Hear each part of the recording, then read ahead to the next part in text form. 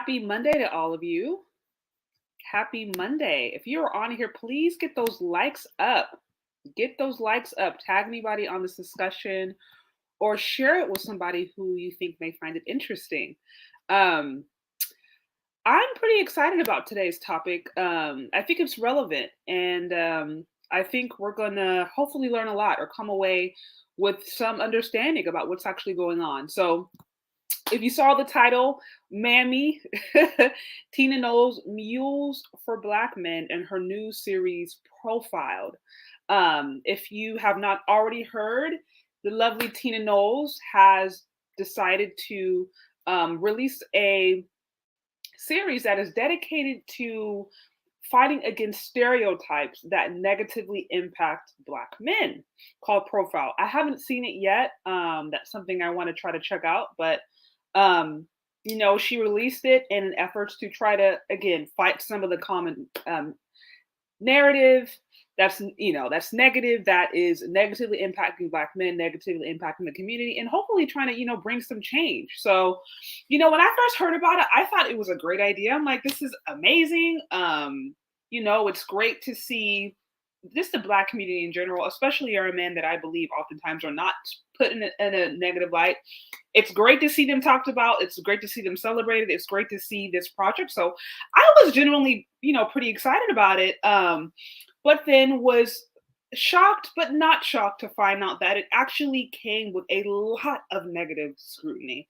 If you look in the comment section of the YouTube video where she's interviewed, you will just see scores and scores and scores of hatred. So what I want to do is I want to quickly go over.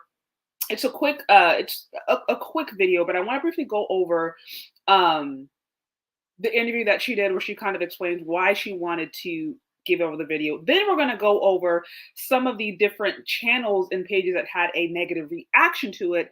And then we're going to go over the reasons why there are so many women out there, people out there, mostly women, who are not only are they against this, but they are actively fighting to try to take this project down. So we're going to get into the details. We're going to get into the arguments and try to figure out, is this a good idea? Should we really take down Profiled based upon some of the claims that are being made by the detractors, or is this just, yelling for attention? So that's what we're going to look into. Again, if you are on here, get those likes up. Likes are free, y'all. Also, if you would like to show support to the show, please do. You can find me on Cash App or Venmo, Shay Charday. Also, I will be mindful to try to acknowledge all super chats. I appreciate all of you guys who are here. So first, I'm going to bring up the audio a bit where Tina Knowles has the interview, just so you can kind of get a sense of why she decided to do this project. I think it's important for you to hear in her own words. So I'm going to play the audio just so I don't run into any copyright issues. But let me bring that up real quick, and then you guys can listen to it. All right. Let me know if you guys run into any audio issues, but I'm going to play it and we'll go from there. A new docuseries by Tina Knowles Lawson highlights the impact of harmful stereotypes on Black men. She is an executive producer of the series, and oh yeah, she's also the mother of two powerhouse daughters. That would be Beyonce and Solange. Profile the Black Man uses real-life stories to explore the history of stereotypes. It highlights the challenges that Black men face because of them. It also shines a light on people who are dedicating their lives to changing that narrative. The first episode dismantles the damaging idea that Black men are dangerous. Tina Knowles Lawson talks about the role that the media plays on Black men are portrayed. So in this clip, she describes a very personal experience involving questions about her son-in-law. We all know him as Jay-Z. I can remember getting on a plane and an older white woman saying, "Oh, your son is a gangster rapper, right? How did you let him marry your daughter?" And it was just shocking to me. And I said, "No, actually, my son is a CEO." She didn't think of him as a CEO or even a talented celebrity that, was a great businessman. And at that time, I remember thinking, I can't be mad at her because that is what the media portrays. Tina Knowles Lawson is the executive producer of the series and the co-founder and artistic director of the Waco Theater. She's with us first on CBS Mornings. Tina, my mouth fell open when you gave that example because I'm thinking, and then you followed up by saying, I'm not even mad at her. How are you not mad? And it's good to see you, Tina. It's good to see you. How are you not mad? Long time. Just because I thought, I sat there and I thought about how the media portrays Black men and how that is typical of the things that they would focus on, the negatives, and try to portray us as these dangerous, our men as dangerous, uneducated, gangster rapper. That's all she could come up with. But that's what she, that's what she had been seeing on TV and all in the media. That's how we're portrayed, unfortunately. Yeah. So you're saying we can't really blame her. I have to tell you, we were only allowed to see one part of the series, and I was so bummed, Tina, because by the time I watched the first one, I wanted to watch the other three. It made me angry. It made me sad. Oddly enough, I also found it uplifting. And I'm wondering, I've heard you say that you wanted this to be a love letter to Black men. So your goal here is what exactly? Absolutely, to debunk those stereotypes that our men are dangerous. If how many times has a Black man walked into an elevator and someone clutches their purse, or they walk by a car and the doors are locked, and they could be a judge, they could be they have no idea, but because it's a Black man, especially if they're of some stature, that they're dangerous. And so if we can kind of get people to understand that that's not so, and to show them examples of otherwise, that we do have good fathers, and we are good providers, and we love our men love their own women as well. It's just all the negative stereotypes, and it's just perpetuated over and over, no matter what. Yeah, it's just what everybody thinks. And the other thing I liked about it. No, I'm sorry. Go ahead, Gail. No, the other thing I liked about it is you gave example after example to illustrate the point of the disparities that exist for Black men. And one thing that I found really striking, you had a Black man and a white man who have the same build, weighed the same, had the same body build, but yet when the audience was asked, when the survey was asked, people automatically said that the Black man was more muscular, and looked more dangerous, which I found fascinating when you have two side by side looking the same way, other than the color of their skin. What do we do to change that way of thinking? Well, I think, when Trell Thomas is the guy who actually talked about these problems and wanted to do something so badly to debunk these stereotypes. And I was like, if you don't see it, create it. And we'll get together and we'll work on this and make it a great thing. What I said to the producers is that I know that if we put this series on BET or one of the Black stations, that we already know that our men are not dangerous and that they are good fathers and all of these things. Who needs to see it are the people that are at home, the white people who don't understand that is so. And they have been fed a lot of nonsense through the media and all of these horrible stereotypes. So I applaud the network for putting that on the Discovery Channel. That's amazing. It's bold. Yeah, I think so too. Because I hope that many, many people will see this and they will say, wow, maybe I'll give people a chance before I judge them because of the color of their skin. Yep. But I have to say, and I'm not just saying this, Tina, because you're sitting here in front of me, but it's so well done. I think it's must-see TV. I know Tony in the studio. Do you have a question for Tina? Yeah, Gail, thank you very much. Tina, thank you very much for being here. My question is a quick one. It took us hundreds of years to get to this problematic point. How quickly do you think we can get past it? Oh my God. Sometimes I have a lot of hope, and then I turn on the news that day and my hope is kind of shattered. So I pray that it's going to happen soon. I pray that everybody will open their minds and open their hearts, and you know, everyone will try to get together and see each other as people and not see the color of their skin. But I don't know. I'm not as optimistic as I was yesterday. Yeah. So you got a pretty good sense of it. That's pretty much the majority of the interview. You know, she basically shared that what kind of spurned this project on was an interaction that she had with a woman who was like, why did you allow your daughter, your beautiful, successful daughter, to marry a gangster rapper? And she's like, gangster rapper, he's a CEO. And then that's what kind of got her down this road. Now, to be fair, you know, her situation is unique, right? Because, you know, her daughter's a multimillionaire, if not billionaire. They're in like they're in a completely different class. Beyonce's husband, to be fair, he did promote that image. He definitely promoted the image that could be considered the toxic masculinity, that could be considered the thing that Black men sometimes are associated with being portrayed, for better or for worse. So he did kind of feed into that, but that's what made him rich. So it's like somebody who was maybe ignorant to a certain extent, that's the representation they're seeing of Black men. I could see why they would be like, well, why did you let your daughter marry that? So it's, you know, it's a slippery slope in that particular situation. But overall, that is what she did. That's what she was just like, man, we need to stop fighting these stereotypes because not all Black men are that. Which I agree. Just unfortunately, entertainers, sometimes they make money off of feeding to the stereotypes. But I think the bigger picture on there too, you know, she mentioned, which I thought was interesting. She's like, okay, I want this to be a love letter to Black men. And if we put this on BET, we already know about it. We as women in the Black community, we already know our men are good fathers. We already know they're not violent. We already know that they make good, you know, they make good family men, you know, brothers. They're there for us. Like, we know they're good. So since she made this argument that we know they're good, who doesn't know that they're good are white people or different ethnicities, different cultures who aren't familiar with them.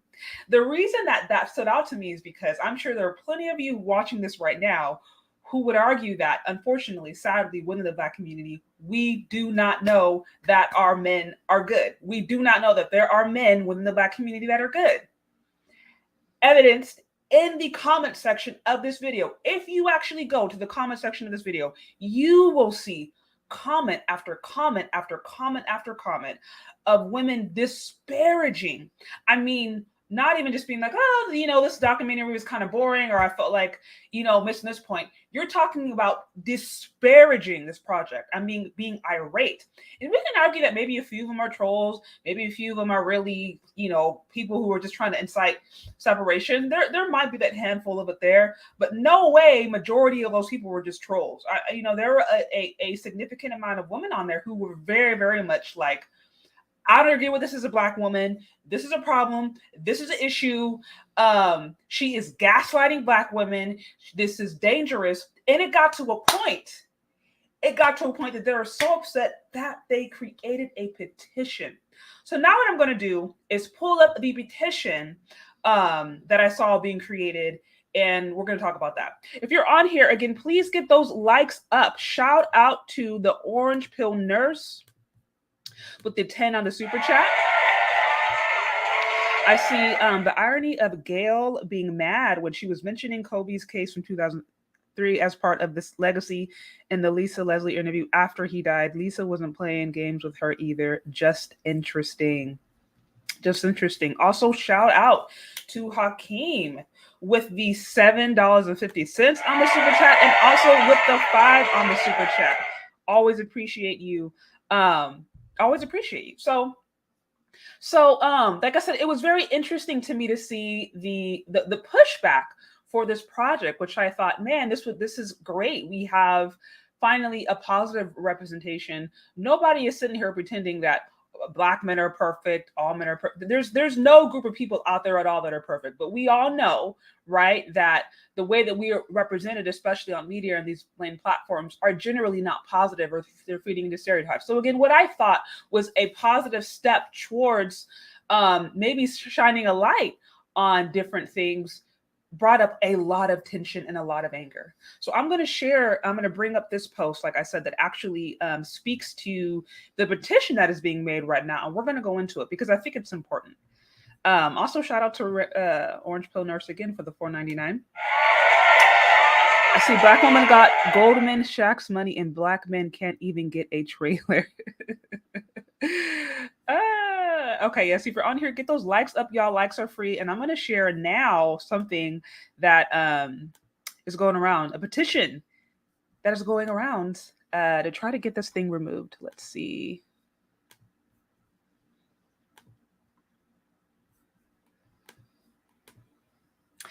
So here we have it.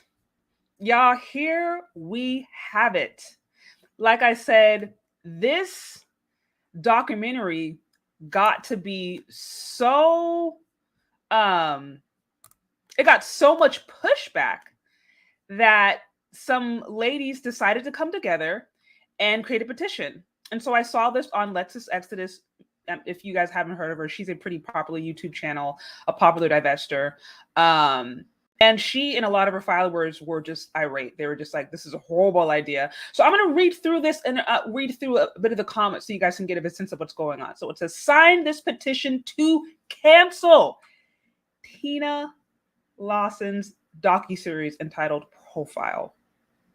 The Black Men, which was created in an attempt to counter so-called negative portrayals of Black men, despite the fact that Black women are being killed by men in the community every 5.5 hours.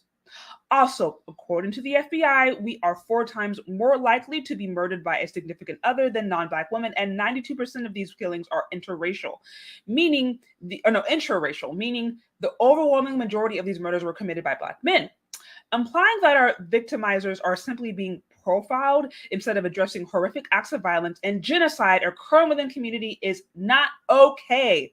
Sign here, this is a petition, so that our deaths are no longer ignored. And here we have the profile of what she was called, Mammie, Mule, Pick Me, all of the above and everything else.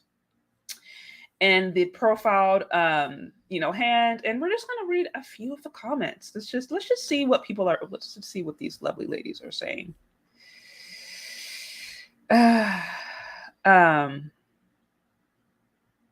So you said, we need other Black women content creators to share this. We came out 50K strong for the Kaepernick petition. This deserves the same energy.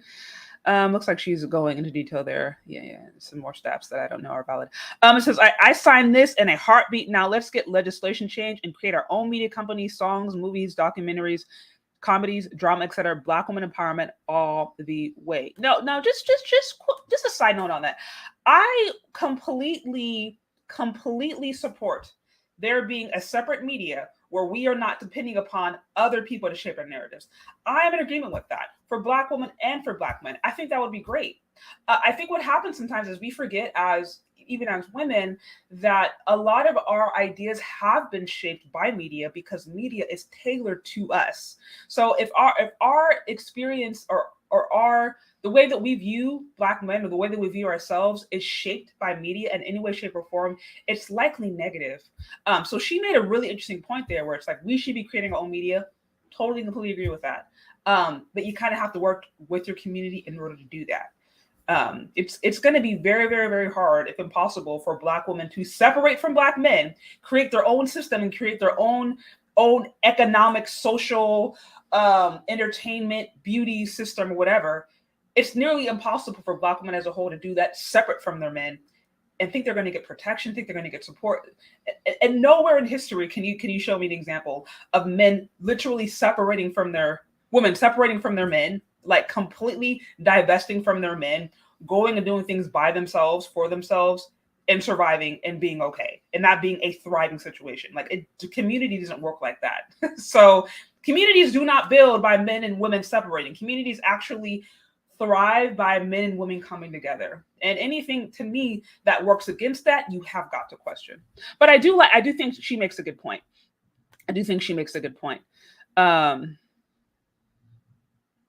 Says, yeah, I think other Black female content creators need to be aware of this petition to spread the news, to get more people behind this. The more people sign it, the better. So we're seeing a lot of support. How about making one as well for Black women, exposing the violence perpetuated against them? As someone who is constantly shaking my head at the senseless violence, especially against women and children, I think it's time. I agree. It says, I mean, this was so well put and simply to understand. If people have an issue with this petition, they definitely don't give AF about Black women. I just thought the documentary seemed silly and never intended to support it, but I never considered that this could actually put us further in harm's way. It says, I'm so proud of you. Mammie Tina is a problem, leaving her beautiful palatial home surrounded by money. Money. It says, I signed this and I had my 13-year-old daughter sign it. I talked to her constantly about staying away from these demons so she understand why she needed to sign it. Question, who are you referring to when you were saying demons? Who are you referring to? Please don't tell me you're referring to Black men. Please don't tell me you were referring to the men that you share their genetic material. 50% of you. Please don't tell me you were talking about the Black men that share your reflection. Please don't tell me that. If you are calling them demons, that is a problem. Interesting.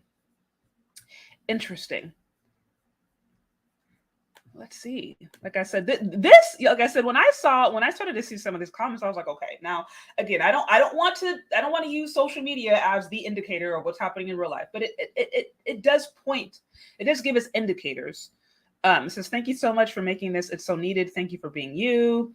It says, I signed it because you can't scream victimhood without accountability. First, it's clearly a cultural problem in our community. We need to hold ourselves accountable, hold these men accountable, and stop going hard for these men that really don't have the community's best interest at heart anyway.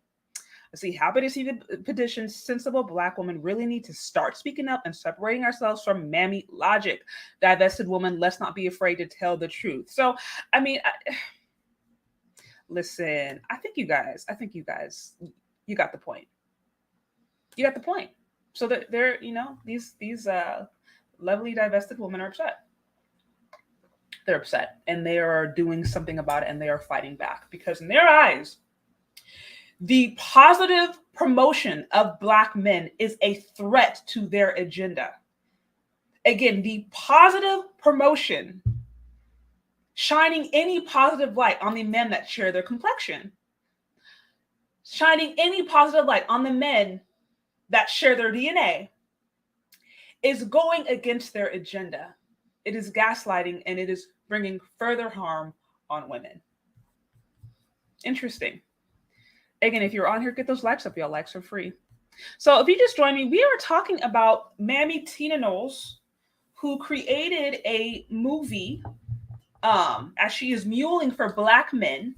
Right? The movie or documentary she created is called Profiled, which is supposed to uplift Black men and fight against negative stereotypes.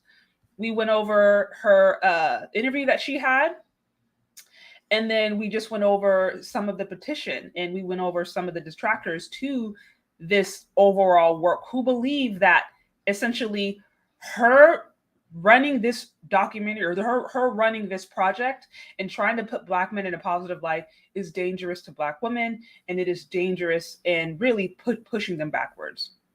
So that's where we're at. I want to give a special shout out to Caleb for the $4.99 on the super chat. I see. Shay, you have West Virginia Black women and gynocrats in your chat. I have, hey, anybody is welcome here as long as you are respectful. As long as you're respectful. This isn't the echo chamber. What we're doing here is actually just looking at the information. And then we're going to figure out what's actually true. What is actually valid. I see genocide. Their wombs are gas chambers. Whew, that's a deep one. That is a deep one. I see $10. Eugene Steele again. Thank you for the $10 super chat.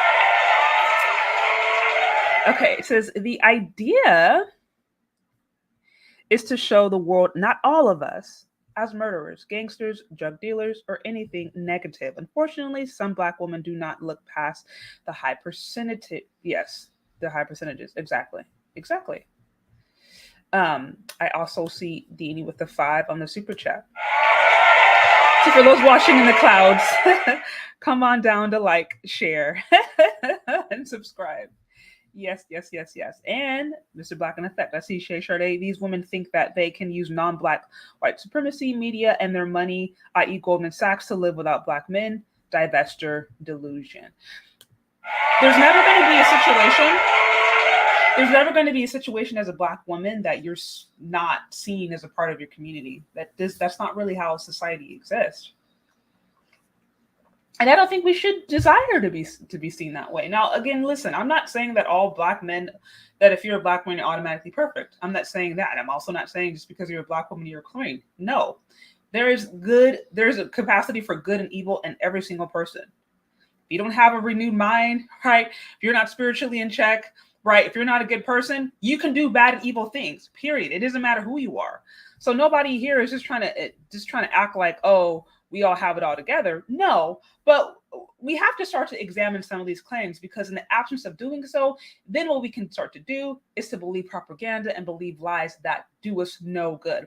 So what I want to focus on about their main claims is I want to go over the things that they are saying are dangerous, right? It's this idea of genocide. Again, there's this idea of genocide. Let's see if I can bring it up real quick, just so you can see. So she made a point. Again, she said, sign this petition to cancel Tina Lawson's documentary entitled Profile. In there, she says that Black women are killed, according to the FBI, Black women are killed about every 5.5 hours. But that they are more likely to be killed than any other women, right? At about a rate of 92%. So here is my issue. Here is my issue with this conversation about Black femicide. And I mentioned to you guys before that I'm going to be following up with a pre-record about this, or I can go a little bit more into detail. But I've kind of heard this number thrown around just kind of randomly, right? It's 5 hours, 6 hours. Now she says 5.5, whatever. But it's this idea that every few hours, Black women are just getting hammered and completely obliterated by Black men. They're dangerous, and therefore Black women need to divest. Here is the issue with the analysis of the FBI stats. So first off, we have to remember FBI stats, those only deal with arrest. Those don't deal with convictions, right? Those only deal with arrest. They do not deal with convictions. So again, when you are looking at that stat, you cannot assume that everybody who's arrested is automatically going to be prosecuted and found guilty. That doesn't happen. Just because you're arrested does not mean that you're actually guilty. And you especially know that people of color in general tend to be racially profiled. If you are to deny that, then you are living in a cloud, because this is still evident today. So we can't act like there aren't, Black men, there aren't people of color, there aren't men, period, who are arrested more and seen as more violent, even if they're not necessarily guilty of that crime. So when we're looking at these stats, if you just assume that all those stats mean that they were convicted, you're wrong. FBI stats, again, that's just arrest. It is not dealing with convictions, right? And then even if you think about it, if you were to look at convictions, after that, you would have to now look at exonerations, because according to Black men who end up being exonerated, they submit DNA tests. About 50% of them end up being exonerated from DNA tests when they seek it out. So it's like, even if you get convicted, then you got to look at exonerations. On top of that, if you look at the FBI stats and you look at that little fine print, what it says about 33% of murders are unsolved, meaning evidence is inconclusive. We don't really know anything about it. It's unsolved. Also, about 1/3 of the race of these murders related to Black women is unknown. About 1/3. So again, 33% of those murders are unsolved, right? About 1/3 of the race of the murderers is unknown, on top of the fact that the FBI stats is only dealing with arrest. It's not dealing with convictions. So again, when we throw around these numbers of just like every 5.5 hours, what that basically means is that people are just randomly drawing those numbers and then dividing it by however many hours in like a day or a year. But that is a bad methodology, because like I said, you're not taking into account the fine print that literally says, hey, about 1/3 of this, we literally just don't know what's going on. It's just unresolved. We don't have anything about it. So it's just inconclusive. And then about another 1/3 of it, we don't know who committed the crime. And then on top of that, like I said, again, remember, these are just dealing with arrest. So anybody, I think, who would actually look at all of that information in totality, they're not going to come to the conclusion that, okay, every 5 hours, a Black, or 5.5 hours, a Black woman is being homicided by a Black man, because you can't do that when you look at the information, because it's inconclusive at best. So like I said, this is just looking at the FBI stats. We can pull numbers out of our hats and just kind of make stuff up. But if you really look at it, it's like, that is not what it's saying. You cannot build a case that every 5 or every 5.5 hours, Black women are being homicided or being killed, when the FBI literally says about 1/3 of the murders are unsolved, and about 1/3 of them, we don't even know their nationality. We don't know their race. So again, there is no way you can come to that conclusion with all of these holes in the equation, with all of these, variables in the equation. And it's very dangerous when we come around throwing around these numbers based upon bad methodology. Like I said, this is why there are like professionals who go and spend their time looking at studying these things. It's looking at trends, looking at charts. And what we do sometimes is we'll randomly grab a site, or we'll randomly grab a report, and we'll just take it out and say, this is what's true, versus reading it for what it is and saying, okay, this happened, but all this is inconclusive. If you look at that honestly, what it's saying is basically, there's a lot of stuff that we just don't know. And again, even if we were to assume that the numbers are true, even if we were to assume that we knew 100% of the people who committed crimes against Black women, we knew 100% of the racists who were involved in those crimes, let's just assume that was true. Again, that is only dealing with arrest. And it's not possible. It's never happened that a Black man has been falsely accused. It's never happened that a Black man has been falsely arrested. It's never happened that a man has been falsely arrested for that matter. Anytime there's violence involved, that's never happened. Not once. Like, get real, y'all. Get real. So again, we just look at that. We see that something isn't right with that number. Something just isn't right. But hey, if you don't believe me, I wanted to mention the FBI stats because that is what was addressed in that post from LexusExodus. But if you don't believe me, let's look at the CDC. That's what I wanted to bring up. So again, if you're on here, please get those likes up, y'all. Likes are free. Also, shout out to Deanie again for the 5 on the super chat. I see in just a month you have Cynthia G, Chrissy Pink Pill, and others saying they don't claim divestment. They know the rhetoric is crazy. Too late. Divestor and divestor adjacent. To me, it's kind of the same thing. The terms may change. We'll see where it is in a year from now. But it's like, if you're saying abort black male babe, I mean, it's kind of like, I think you're kind of in that clump by default. But this is my opinion. Okay, then I think there's another one. Did I miss it? I want to make sure I got it. Oh, I see Dane C. Hey, divestors are angry at Tina. Yeah, there's women are. They got pissed, y'all. They got pissed. So anyway, so like I said, I want to just briefly go over the stats that are commonly used from the FBI. Again, if you just joined on, what is commonly said about the FBI stats? It's that based upon those numbers, every 5.5 hours, Black women are getting homicided by their men. That is the argument. What we uncovered is that, again, FBI stats is only dealing with arrest. It's not dealing with convictions. And everybody knows that there are plenty of people who have gotten falsely arrested. They get arrested, they get let go. Even if they do get convicted, they get exonerated. So again, FBI is only dealing with arrest. It's not dealing with convictions. Also, when we were looking at the homicide rate and all that stuff related to Black women, 1/3 of those murders are unresolved or unsolved. And then about 1/3 of those murders, we don't know who did it. We don't know the race, the ethnicity, or anything about the person who did it. So again, those are huge variables. So you cannot remove those variables from the conversation when you're talking about how often are Black women actually getting homicided.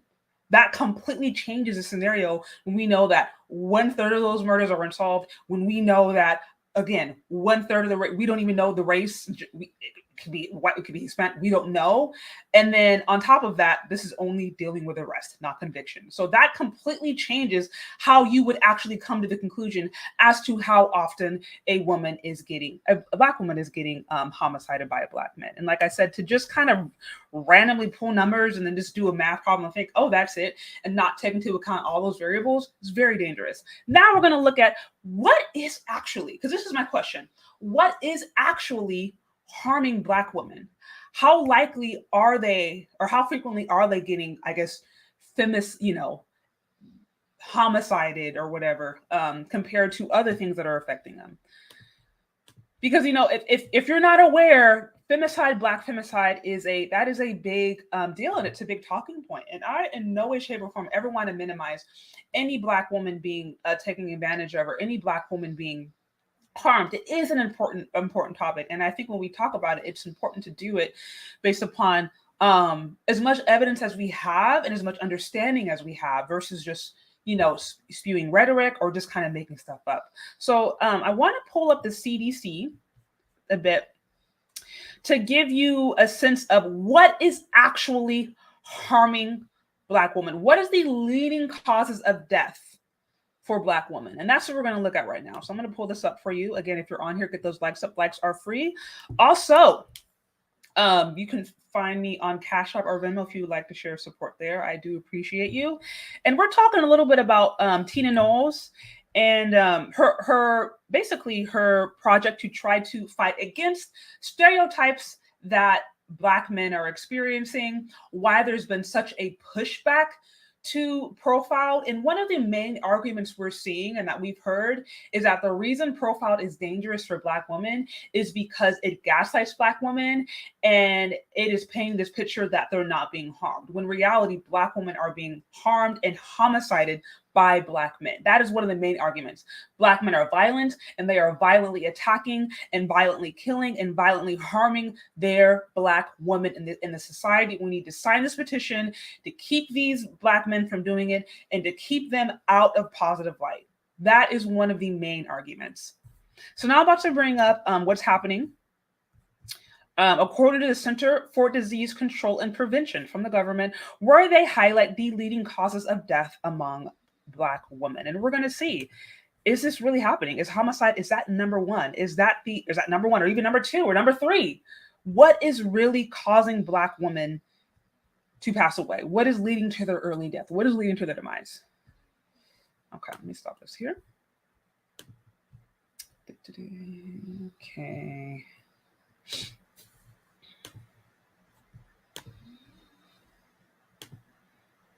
Okay, so we're going to start. I want to start with this, is because I think this is important. We see leading cause of death, females, non-Hispanic Black. So right now we're just going to focus on non-Hispanic Black, just to kind of keep this simple. And this will give you a good sense of what is the leading cause of death among Black women. That's what we want to find out. We want to find out, are their claims true? Are the claims true that we are seeing some of the detractors of Tina Knowles, or some of the detractors of from the divestors saying that this is a bad idea.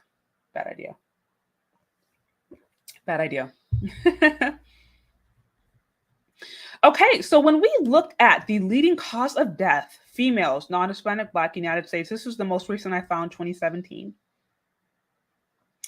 So here we have it ranked in order. The leading cause of death for Black females. Here we have ranked in order the leading cause of death. You know what's interesting? I don't see homicide anywhere on this chart. Do you guys see it? Am I missing something? I don't see homicide anywhere on here. So what I do see, okay, so the leading cause of death among all Black women, non-Hispanic Black women, leading cause of death, heart disease. 22.8% of non-Hispanic Black women die of heart disease, followed by cancer. Again, that's almost 1/4. Heart disease and cancer, about 1/4. After that, we have stroke. Then we have diabetes, Then we have Alzheimer's disease. We have unintentional injuries, chronic lower respiratory disease, kidney disease, septicemia, hypertension. You guys, do you see homicide anywhere on there? Let me know in the comments. Am I missing something? Did I overlook in a section? I'm curious. Do you see homicide anywhere on there? Do you see the mention of it? Do you see Black femicide? Do you see any of it on there as the leading cause of death for Black women? Do you see it? I maybe I'm missing something. Maybe I'm crazy. Am I blind? Let me know. I'm not seeing it, but I could be wrong. Shout out to Dame C for the $5 super chat. I see 1/3 are unsolved, but they say it's the significant other that's causing the murders of Black women, and I'm glad you're pointing out the facts.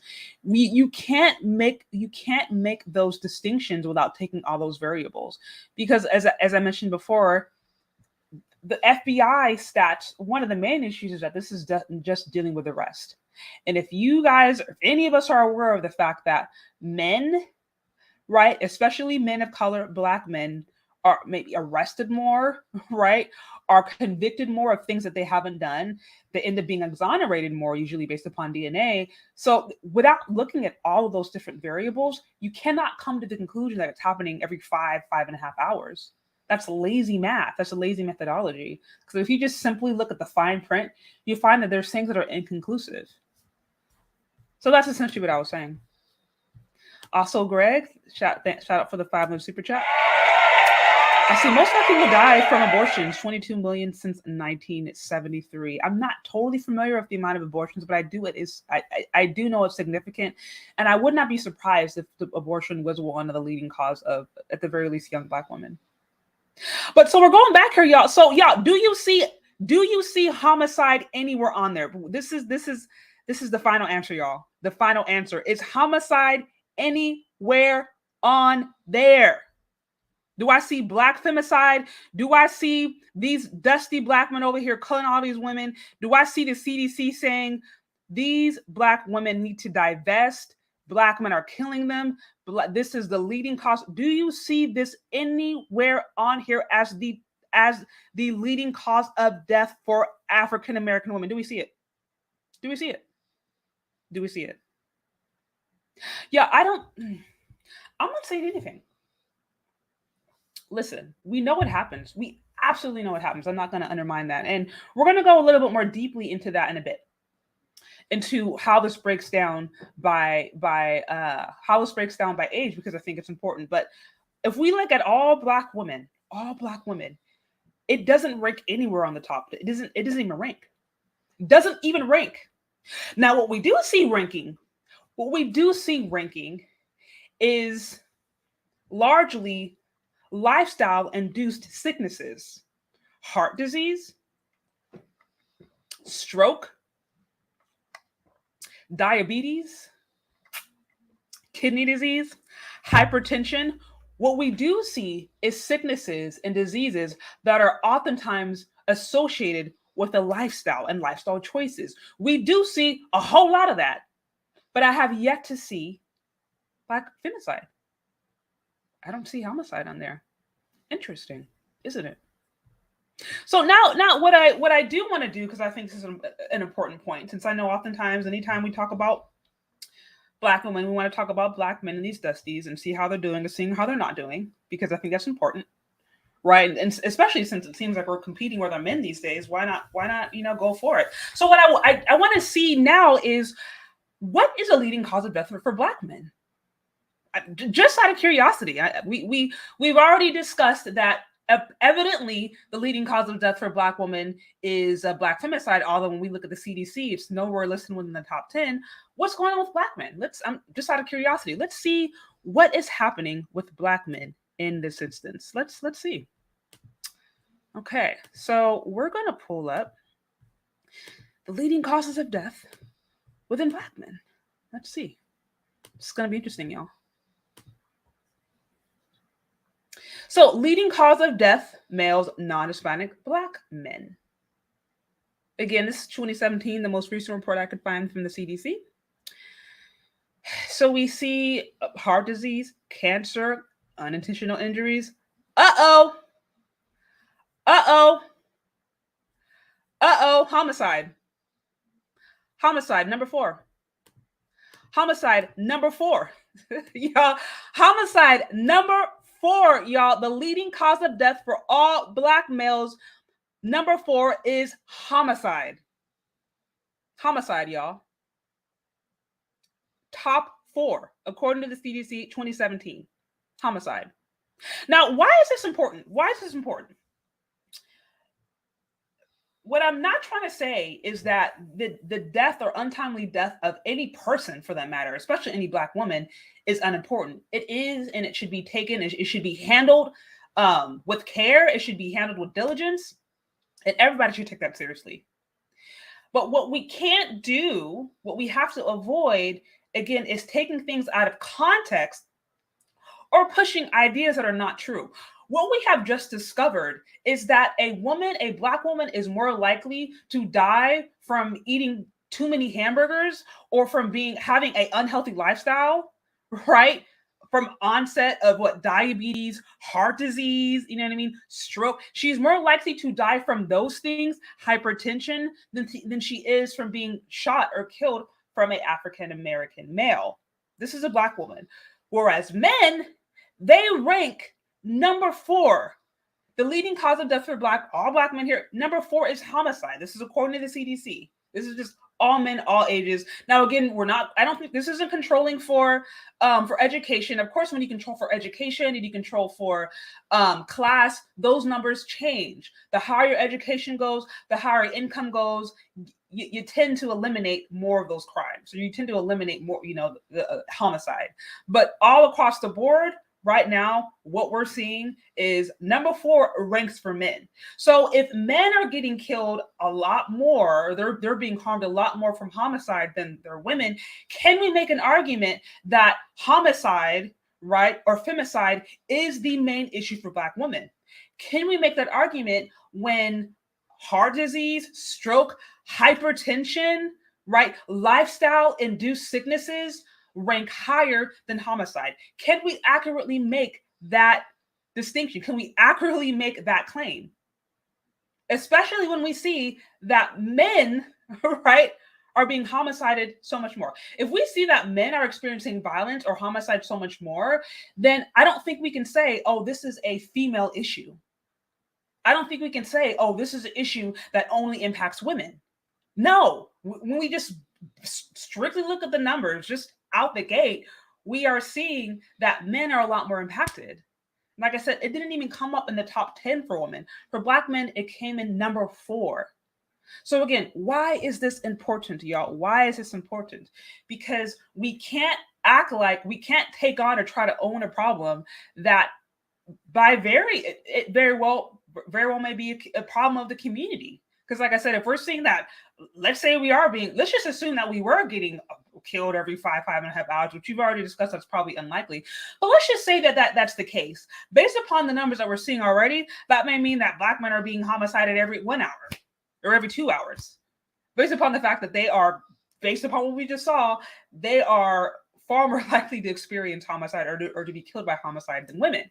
So again, with those things, we cannot make the claim that, oh, all these women are just going around being homicided and that's just such a big deal. No, a bigger concern right now, a much bigger concern, is actually our lifestyle. Just from what we see. It's our lifestyle. Again, if you're on her, get those likes up, y'all. Get those likes up. Tag anybody, share it with somebody. Also, shout out to Amara Bay with the 5 on the Cash App, y'all. I appreciate you. If you would like to show support to the show, if you would like to show support to what I'm doing, you can find me on Cash App or Venmo. Sure day. I'll also be sure to try to read and acknowledge all super chats. Much appreciated, y'all. But as I mentioned, if we are to assume that every 5 or 5.5 hours Black women are homicided, which when we looked at the numbers, we discovered that that's pretty much inconclusive. But let's just assume that's true. Upon further investigation, we see that Black men are killed at a higher rate, so much more.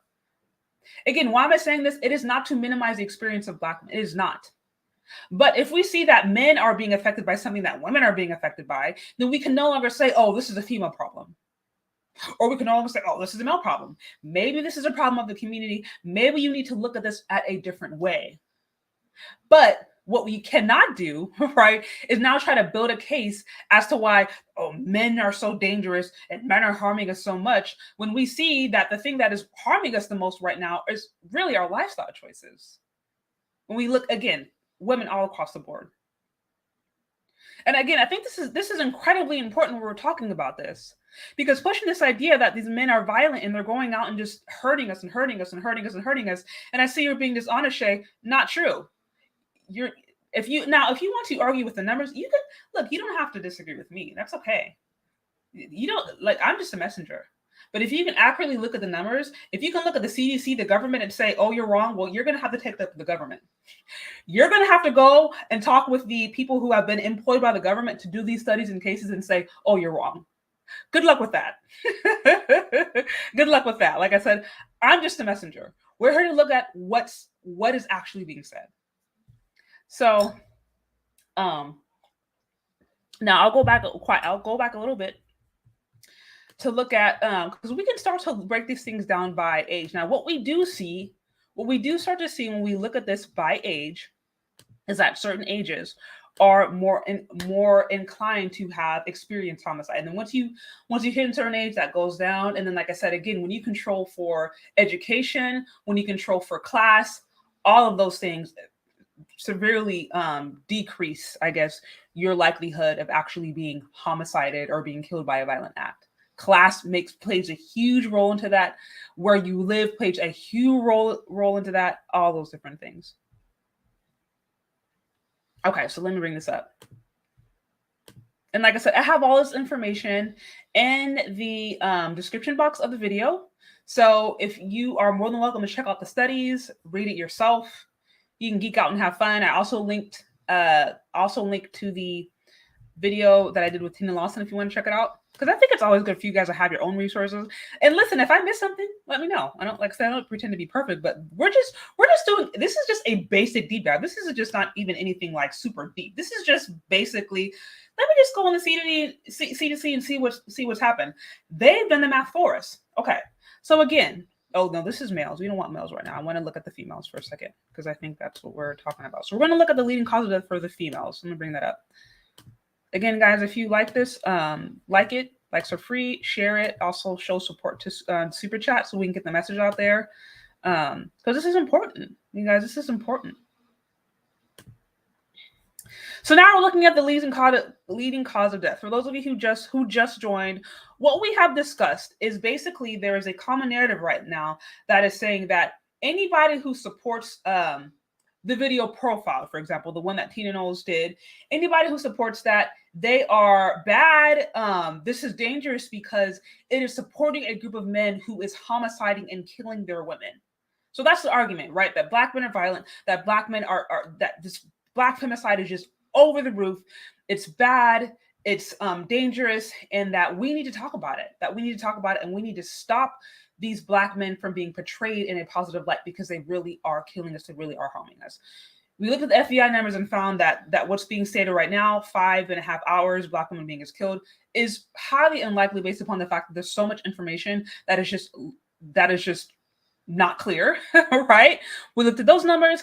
Then we looked at the leading cause of death among Black women. What we saw is that the top 10 leading cause of death, nowhere on there is homicide. Nothing on there is homicide. What we do see on here is a lot of lifestyle-induced sicknesses, such as heart disease, cancer, stroke, diabetes, yada, yada. There's a lot of sicknesses. There's a lot of things that are killing Black women that are actually induced by our lifestyle. So that, I think, in my humble opinion, should be something that we focus on more, is the different things that we are doing, or that we could be engaging in, not engaging in, that could be harming us, because that is actually based upon all Black female is what's going on. That's what's hurting us.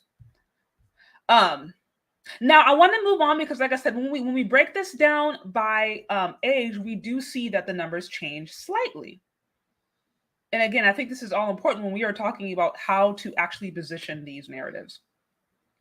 Right. Okay. So when we look at the leading cause of injury for women between 1 and 19, so we see unintentional injuries, right? 27. Then we see homicide, right? So that's number 2. That is number 2 for non-Hispanic Black females by age group between the ages of 1 to 19. Below that is cancer, 4 birth defects, 5 suicide, yada, yada, yada. Take into consideration, this is not including abortions, right? So we don't know where abortions would rank on that. But this is a leading cause of death of women, who are essentially 19 and younger. Now, when we move over to ages between the age group of 20 to 44, first leading cause, again, unintentional injuries. God only knows what that is, but it's unintentional injuries. Second to that is cancer. Third is heart disease. And then fourth is homicide, right? So it starts to go down significantly as you get older. Then you start hitting 45 to 64. You go, what is it? Cancer, 2 heart disease, 3 unintentional injuries, 4 diabetes, 5 stroke, chronic lower kidney disease. I mean, and then at this point, once you start hitting like your 40s, it's like it's not even registering. It's not even registering. So if we're going to make the claim that women are likely to be harmed by homicide, it's going to be younger women, and it's most likely going to be younger women who are in lower end communities, or who are in low income communities who are at risk. Those are the women who are going to be the most at risk or the most likely to be harmed. Again, younger women in low income communities, at risk, et cetera, et cetera, et cetera. But like I said, Black women as a whole demographic, especially as we mature and get older, we are much more likely to die. We are much more likely to see an early death from our lifestyle choices. That seems to be such more of a pervading issue than anything else. Now, again, just in the spirit of comparison, since that's what we like to do, I want to break this down by what's happening for the men, just so we can kind of put some context to these things. Again, y'all, if you're on here, get those likes up. Get those likes up, y'all. Likes are free. Let's see. Okay, so this is what's happening with the men. Let's check out what's happening with the Black male. We've already discussed that. All in all, Black men, number 4 for them is homicide. Right, the leading cause of death for Black men. The 4th leading cause of death is homicide for Black men. Like I said, for Black women, homicide didn't even come up in the top 10 for all Black women. So this is looking at all Black, all ages. Now, when we break this down by age, let's see. Okay, leading cause of death for Black men 19 and over, homicide. Okay, leading cause of death for Black men between the ages of 20 to 44, homicide. Okay, and then when we go into 45, 64, it's like, okay, now heart disease, the cancer, unintentional injuries, diabetes, stroke, kidney disease, So homicide ranks now, it's number 9. Now, we talked about this, y'all. For the ladies, homicide didn't even rank in there in this particular, at this age range. But it's the first leading cause. It is the first leading cause for basically men under the age of 44, Black men. It is homicide, y'all. It's homicide. If I'm not mistaken, 20 to 24 for Black women, the leading cause, that was like number 4. Homicide, I think, was like 4 or 5. And then it ranked, I think it was 2 or 3. Yeah, I think it was 2 for women. But again, why am I going over these numbers, guys? Because to say that homicide is something that disproportionately affects Black women is untrue. It's essentially untrue.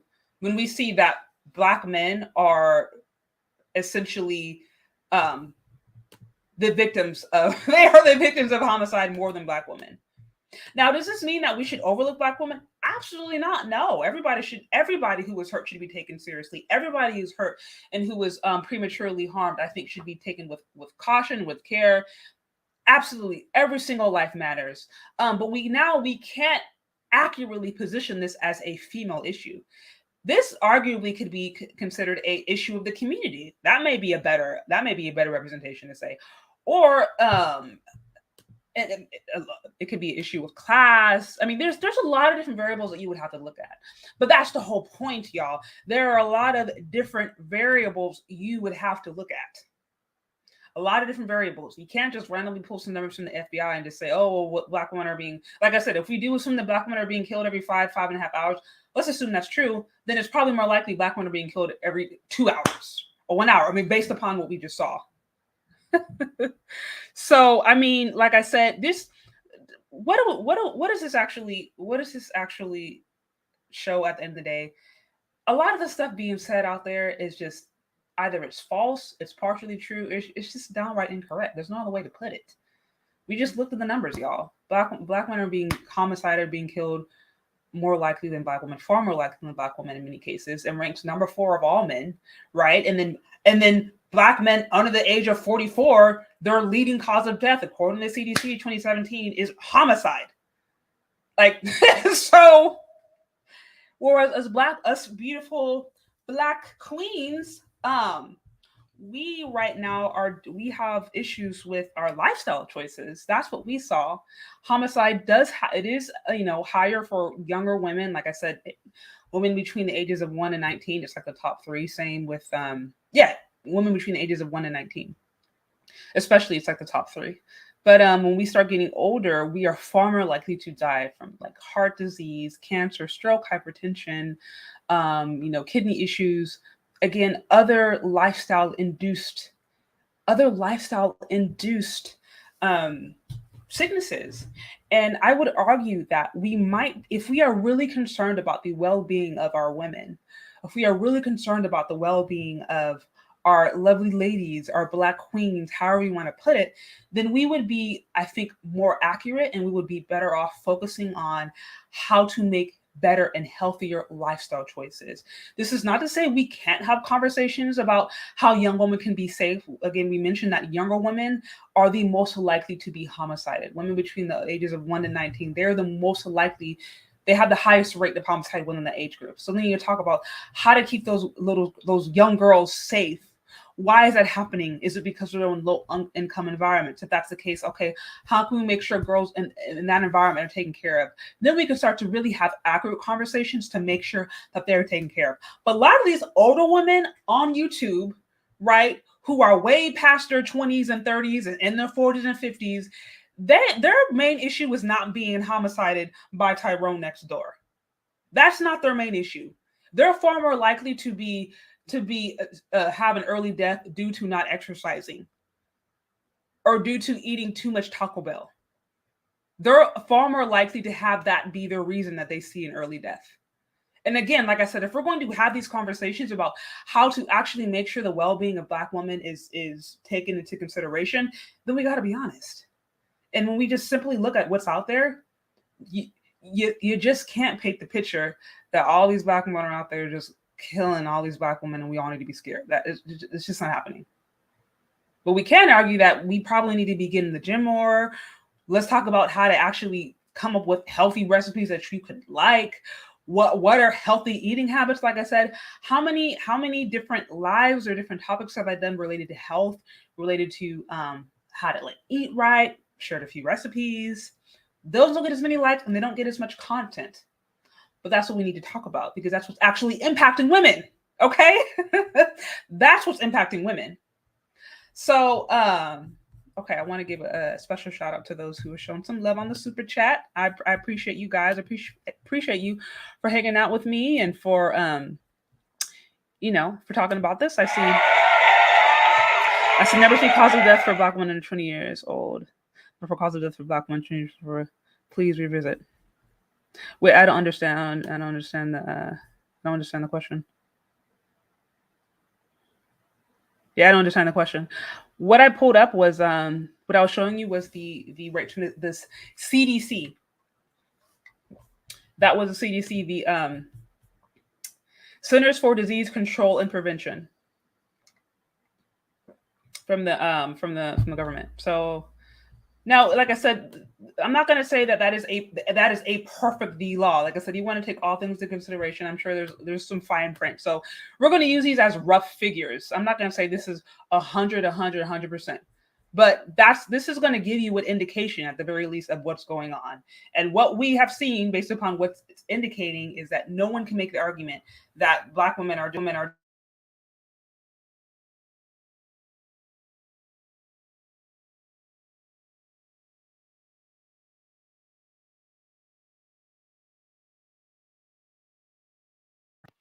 Sorry, y'all, technical issues. Like I said, if we do assume that's true, then unfortunately, Black men are far more likely to be harmed. But yeah, so I'm not totally understanding that super chat, but all good. Okay, let's move on to the next one. Because I did want to make sure I get all those super chats. Appreciate you guys hanging out. I say this is what happens when you have a subset of Black women who don't like Black men, framing the narrative about a group of men who they, by their own admission, believe have no intrinsic value at all. Yes, sadly, y'all, it's sad. Like I said, when I heard about the project that Tina Knowles was doing, I thought I was like, this is great. This is great. Finally, we're gonna have something out there that is going to show Black men in a positive light. And to me, I don't see it as a competition. I think you can totally have things that are showing Black women in positive light and showing Black men in positive light. Like, it doesn't have to be a competition. But somehow it became about it, and somehow it became about portraying Black men or portraying positive attributes of Black men now harms Black women. And I'm like, first of all, this is just crazy because no healthy, functional community thinks like that. And secondly, this is just false based upon what they were afraid of. The fear mongering was, oh, they're all being killed like this. And I'm like, if we look at the numbers, it's like, no, that's not really the thing that we need to be talking about. We need to be talking about how much are we eating? Are we going to the gym? Are you eating Twinkies and staying on YouTube all the time? Well, Twinkies are no longer exist. Are you eating Snickers and staying on YouTube? Like, again, you're far more likely to die because of those lifestyle-induced sicknesses than Tyrone next door just randomly coming up to you, knocking on your door, you open the door and shooting you in the face. Like, you're far more likely to have an early cause of death because of what you're eating at lunch every single day. Like, so why aren't we talking about that? Because we're really obese as women. We are overweight and obese and unhealthy. And yeah, we can take into account, the white men's body standard, we can take into account some of that, right? I'm not saying you got to be a size 2 or 4 or 6. I'm not saying that. You got to be the healthiest version of yourself. But many of us are just not exercising, and many of us are not eating healthy. So you can't get around that. And that's what's really hurting us.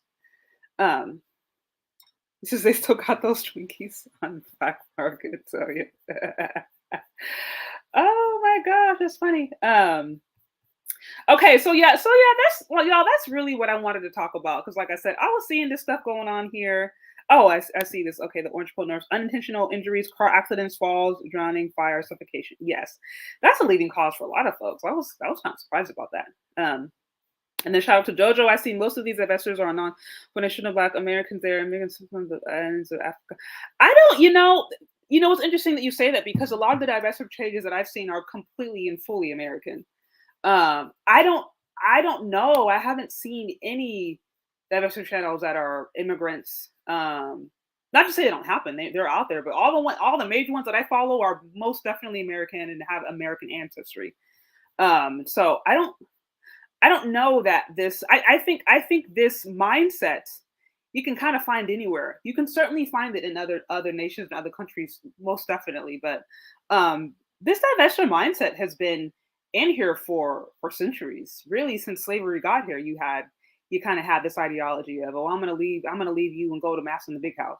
This has been happening this is nothing new. It's just a new reiteration of a certain ideology that hasn't really gone away. You can adjust it. So I see, hey Shay, yeah, they love saying Black women are killed every 5.5 hours. That's why I don't like statistics. You can adjust it to fit any narrative. Is it even true?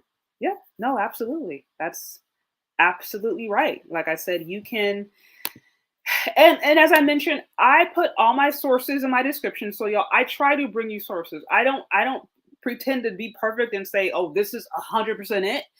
The CDC, they're gonna have the little footnotes, and you got to control for this, you got to control for that, because this stuff is really complicated. Like I said, when you control for education, you control for environment, class, income, all those different things, that obviously changes. What we got was a general sense of what's happening across the board, and there is no indication really anywhere that what is being shouted as the main issue for Black women is Black femicide. No, you can't say that. You can't. And if you do want to make that argument, it's going to be for a small percentage. It's going to be for the really, really young black woman. But even then, the argument is even stronger for black men who their leading cause is homicide up until they're about 40, about 44. This is a list according to the CDC. And like I said, again, you can, there's going to be controlling variables, but if we get just based upon this sense, we can accurately say that women are getting homicided a lot more than black women, period. It just is what it is. Don't shoot me. Like I said, I'm just a messenger. You go look at the stats yourself. And I don't even think we should be doing this comparison game, y'all. I think it should be like, listen, this is something that's hurting the communities and the community is being hurt, period. How do we fix it? But for some reason, this had to be to promote them is to hurt us. And I'm like, y'all, this is crazy. So, okay. And then also to shout out to Bree Simmons. I see this is what you get when you take your emotions out of it and do actual research. Right. Yeah. Can I just be honest? Shout out to my husband because he be putting me on game to a lot of this different stuff. Like he really does. We have conversations and he is like, he helps me with a lot of different stuff because like there were certain things I wasn't even really considering until I met him. And I was like, dang, like I didn't even really think of it that way. So like I said, ladies, there is definitely a value to having a man. Let me just say that. Because I think, when we operate a different way, we look at different things, we consider different things. It's not to say we can't be logical, but I just think, there really is value to having there's a value to having a man in your life. There really is. There's no way to put it. Because like I said, sometimes it's when we can kind of get in our fifis and our emotions and that can feel good and it can feel comfortable, but it doesn't always necessarily mean that is, the most logical component. But at least that's just my opinion. Also, shout out to once Levi, what is that with the 1999 super chat? I really appreciate y'all. I appreciate it. So, anyways, I have a few minutes. I shared my little due diligence. I shared my perspective. I'd love to hear from y'all on this whole topic. So I'm gonna drop the call line and have a few minutes for y'all to call in. And you can let me know what you think. I mean, do you agree? Do you disagree? Let me know what you think based upon everything that we just went over. Okay, we see a different shade. Okay. Yeah, so like I said, feel free to call in. And like I said, I never, ever, ever seek to invalidate the experience of anyone. Ladies included, Black women are important. I think they should be protected. I think they should be valued. Yes, absolutely. I think Black men should also be valued. I think they should also make sure that their reputation is reflective of what they're actually doing. And so I'm not necessarily for us. I'm not for Black women promoting themselves at the expense of the men or really anybody, because that's mean and evil. You can do good and you can work on yourself and be yourself and don't have to bash other people in the meantime. So, yes. And then also shout out, I want to make sure I got also to Jakari for the 10 on the super chat. I see. The mentally unstable among us shouldn't be allowed to spew falsehoods online without peer-reviewed data and statistics. Bingo, that's what I'm saying. Like I said, unfortunately, you have a lot of people out there. That's the good thing and the bad thing about social media. The good thing about social media in this platform is like, everybody kind of has, that has their say. So that can be cool because now we get to hear different perspectives that maybe normally we wouldn't hear. The bad thing about social media and online spaces that everybody has their say, and so we get to hear things that we normally wouldn't hear. So like I said, there's the good and the bad thing about it. Don't take what I said just because I said it. Do your own research. Like I said, I put my stats in there, my resources in there. Again, this is not the law. This is not the end of things. Like I said, this is according to the CDC. Of course, there's always going to be fine print. There's always going to be, those little footholders, but this is going to give you at the very least the indication of what is going on. But if I miss something, y'all, you can let me know. Send me your resources. I'm happy to check it out. So let's see. We got some people calling in. Okay. Hey, how's it going? Hey, what's going on? Yeah. So what you think? What you got? Well, I'm glad that finally somebody looked up the CDC stuff in regards to the the data on the different age groups specifically. Yeah. With the whole like, I wouldn't say like, oh, the heart disease is more important. I don't know, I agree with the age thing. I followed that more than like the number one where we had like heart disease and stuff. But I think what happened was that this article that kind of started all this, the every 6 hours stuff, started like in the Guardian. The Guardian had an article, if you can look that up. That's kind of and it based it off of the statistics as well.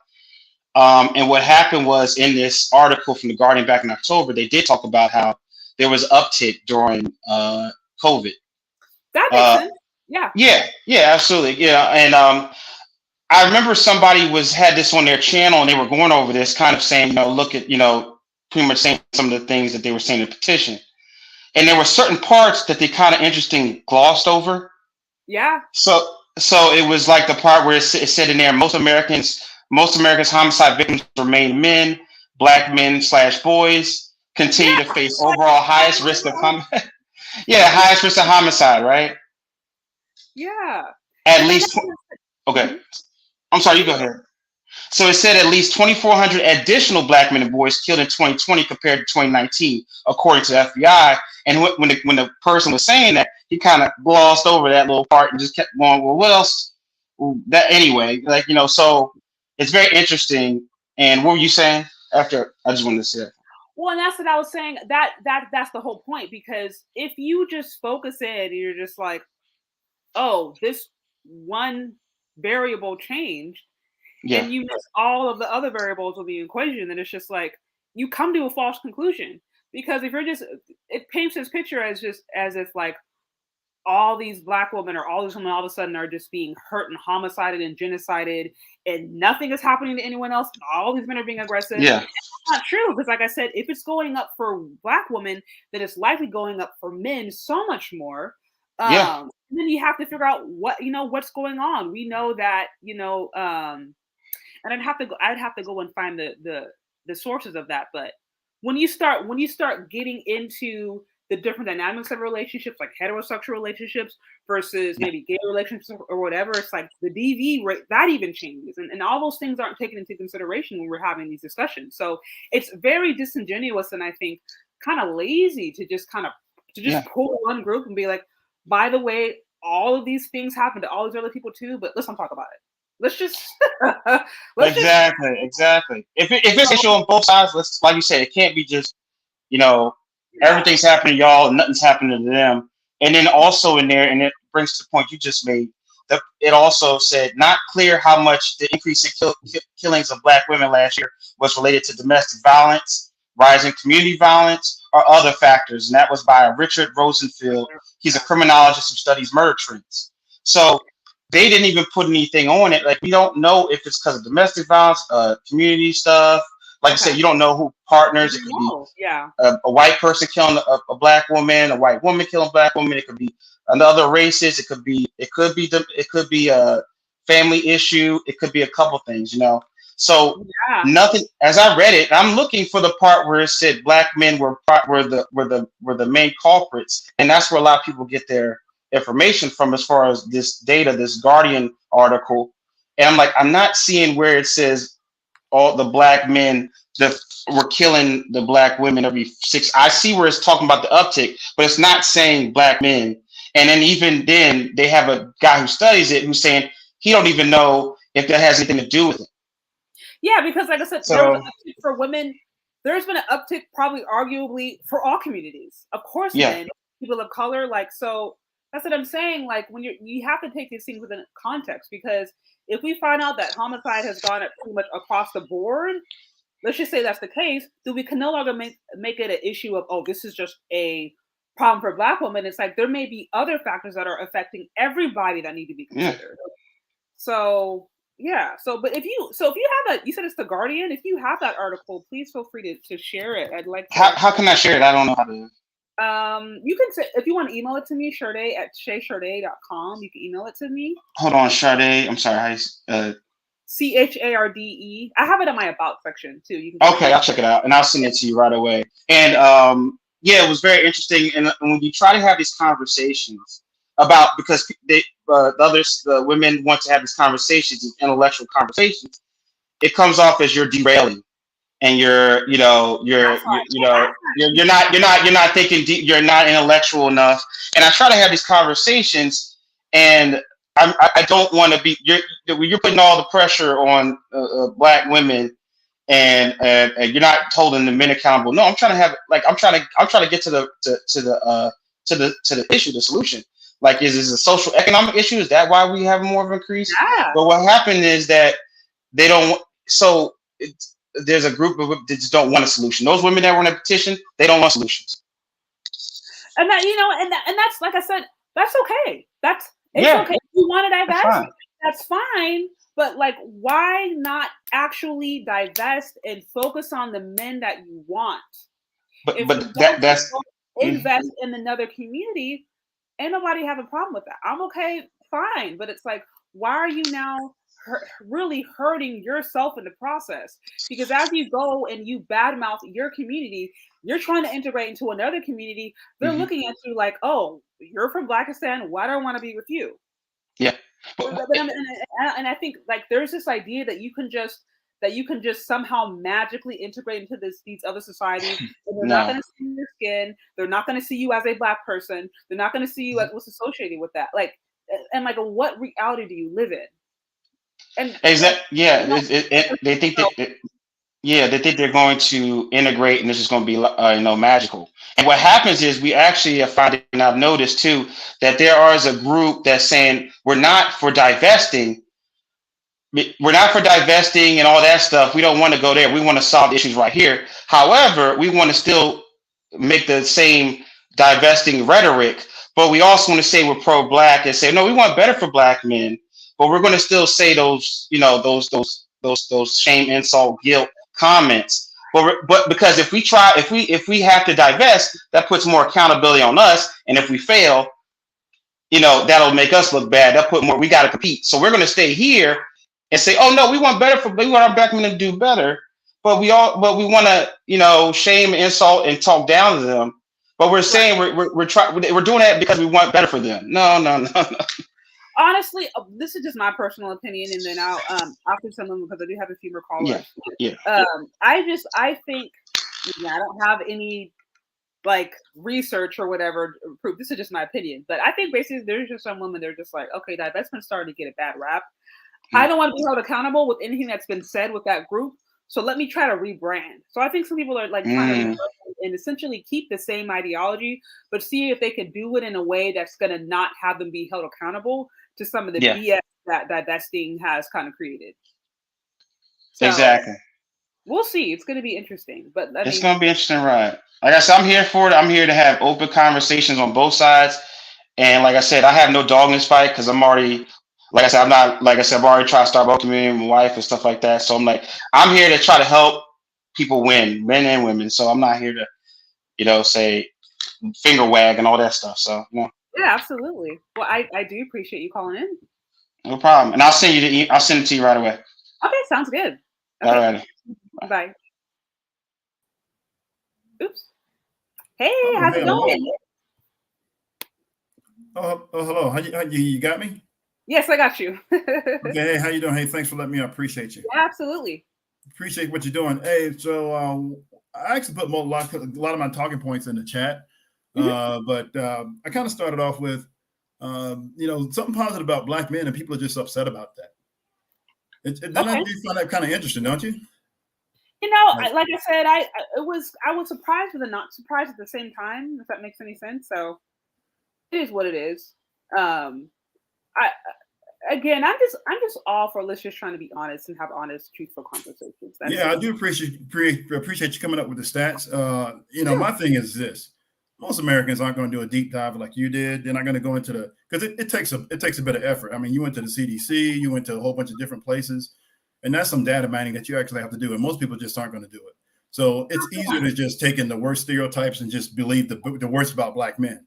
Yeah, that's right. In general, and I'm of the mindset that America needs a villain.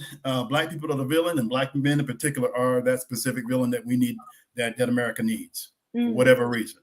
Yeah. See what I'm saying? Yeah, no, I hear you. Scapegoats kind of, it's easy because then it doesn't necessarily force you to have to look in the mirror and deal with your own issues, your own yeah, like I get it. Yeah, and then we talk about accountability, and then I'm a mid-level historian nerd. So I'm like, so when at any point in U.S. history have Black men not been held accountable for anything that they've done wrong? That they've done wrong or they haven't even done wrong. Exactly. You see, and we see in the last decade and a half where innocent Black men have been released from prison, for all the stuff that's going back 20, 30 years sometimes. I mean, when I see, like, I just saw something the other day where it was like, oh, I think it was some CEO of a Fortune 100 company. He's like, oh, when I was 16, I killed somebody. Now I'm confessing 40 years later. And I'm thinking, like, the fact that he's a CEO confessing that he killed somebody and is still free walking is like, I mean, this is white privilege at its finest. It's like, there's no way to put it, because I'm like, let this be literally any other person. This person would be behind bars. Yeah, not an attorney here, but I'm pretty sure there's not a statute of limitations on murder. I'm pretty sure. Right. So, so let's take my microphone. Yeah, and just one or two more things. Just and one of my issues, the biggest issues that I see is that, so we understand that there are criminals within the Black race. There are bad actors. I get all of that, but all of us, the majority of us, and what America tends to do, and what society tends to do, is just take the small group and use those guys as representative of all Black men. And you know what? That's literally only done with Black men. Yeah. We don't do that with white men. We don't do that with Asians. We don't do that with Hispanics. We don't do that with any other group except Black men. We're the only group that gets labeled that way, knowing with 100% certainty that not all of us are, bad actors. Not all of us are criminals. It's not even the majority of us. I mean, I don't think the numbers of who's doing what, who's positive, and all this other stuff, this, that, and the third. But the bottom line is, we're the only group that gets tagged this way. So again, it goes back to that. I'm sorry? No, I was going to say violent crimes in general, just all across the board, all ethnic groups, genders, violent crimes in general, it's a very small percentage of the population. It's not like a huge number. It's just maybe because it's so rare, it gets a lot of coverage, and it's also more sensational. But it's not common to see violent crimes like that in consideration of how many people are alive in the U.S. Yeah, absolutely. And so smart, intelligent people look at this. I'm again, like history guy and all this other stuff and everything else, a little bit of nerd in all these other areas, and kind of low level academic. All of that being said, what this is forcing me to do is I can look at everybody else. I'm like, well, shoot, if y'all gonna look at us like this, so now I'm doing a deep dive on everybody else. I'm looking across the board, and when I get online, when I look at the news, I'm like, well, there's a white guy, there's an Asian, there's a Hispanic, there's somebody doing this, that, and the third. So how is it, just this one group? That's what's bothering me. So it actually forces me to look at everybody else a lot more scrutiny. That's what it's making me do. So I'm putting the lens back at everybody else. Everyone else. Yeah, like I said, I never seek to invalidate the experience of anyone, man or woman, whatever their ethnic group. I think anytime I see something that the end result of that is division and bickering, I'm just like, this is bad. There's really no way to put it. That's not a good result. So that's why I think things like this, where there's it can create so much chaos and tension and different stuff. I'm like, no, we gotta look into this because something isn't right. Yeah, I mean, it's good that you're doing that. I appreciate it. I mean, I know it's going to be what it is, but people who want to know. Yeah, for those who want to know, it's like, that's why we have this conversation. I know there's certain people they don't, or they just want to believe what they want to believe. That's fine. But for those who want to know, at least it's out there. So. Roger, hey, thanks for letting me on. I don't want to take too much time. I just want to get those in and then just kind of elaborate on that a bit. But hey, you're doing good things, and we appreciate you. Yeah, I appreciate it. All right. If you're on here, please get those likes up, y'all. Tag anybody, share it with someone who you think may find it interesting. I'm going to be moving on to the next caller. Also, if you would like to show support to the show, you can find me on Cash App or Venmo. Shay Charday, I will also do my best to read or acknowledge all super chats. Okay, on to the next caller. Let's see. Hey, how's it going? Hey, can you hear me? Yeah, I can hear you. So what you got?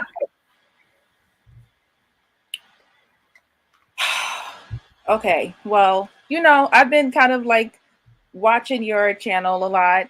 We obviously don't agree on a lot of things, but I felt like this topic was extremely important. Yeah. Okay, and that's why I called in. Okay. So, first of all, getting back to the petition and that documentary, you said before that you don't know what Black male worship is. No, yeah, I said, to me, like, I didn't understand the concept because I can't think of any, at the very least in American history, right, where there's been ever a case of a Black man being worshipped institutionally. I don't know of churches where people go into the church and see a big image of a Black man on a cross or anything. Like, it doesn't really make sense to me, especially being that Black men are like the most homicided. We looked at the numbers. The least employed when it comes to certain things. There's a lot of different institutional issues that they have. This has been admitted from the government. So it's like, I'm just like, from an institutional standpoint, the different policies that have been made against them, against the community, how can we worship a group of men that is the most oppressed? That's what I've never necessarily, well, here's the thing. This documentary is Black Male Worship 101. Okay, this is an example of Black male worship. This is an example of the Black male worshiping culture that we live in, right? When you are raising Black men up as a martyr, like they're dying for like noble causes, and you're raising them up to look like the biggest victims on the face of the earth, and they need all of this support and understanding. When they perpetrate the most crimes against their own selves, as you just pointed out in your own statistics, they are not being targeted. They're not being profiled. The news can't portray what is not being done. So whatever the news is portraying, whatever the media is portraying, it's what Black men are giving them. So that's why it's being shown, and that's why it's being played back. And Black men certainly feed into their own stereotypes. Black men certainly are the face of a lot of crime. They're the face of a lot of violence. They are highly mass incarcerated. They're highly homicidal. They sell a lot of drugs. They do a lot of illegal things. Are there cases where a Black man didn't do it and he was freed? Yes. Is that the majority of convictions? No. 50% those who seek exoneration, Black men, over 50% of them actually are let go.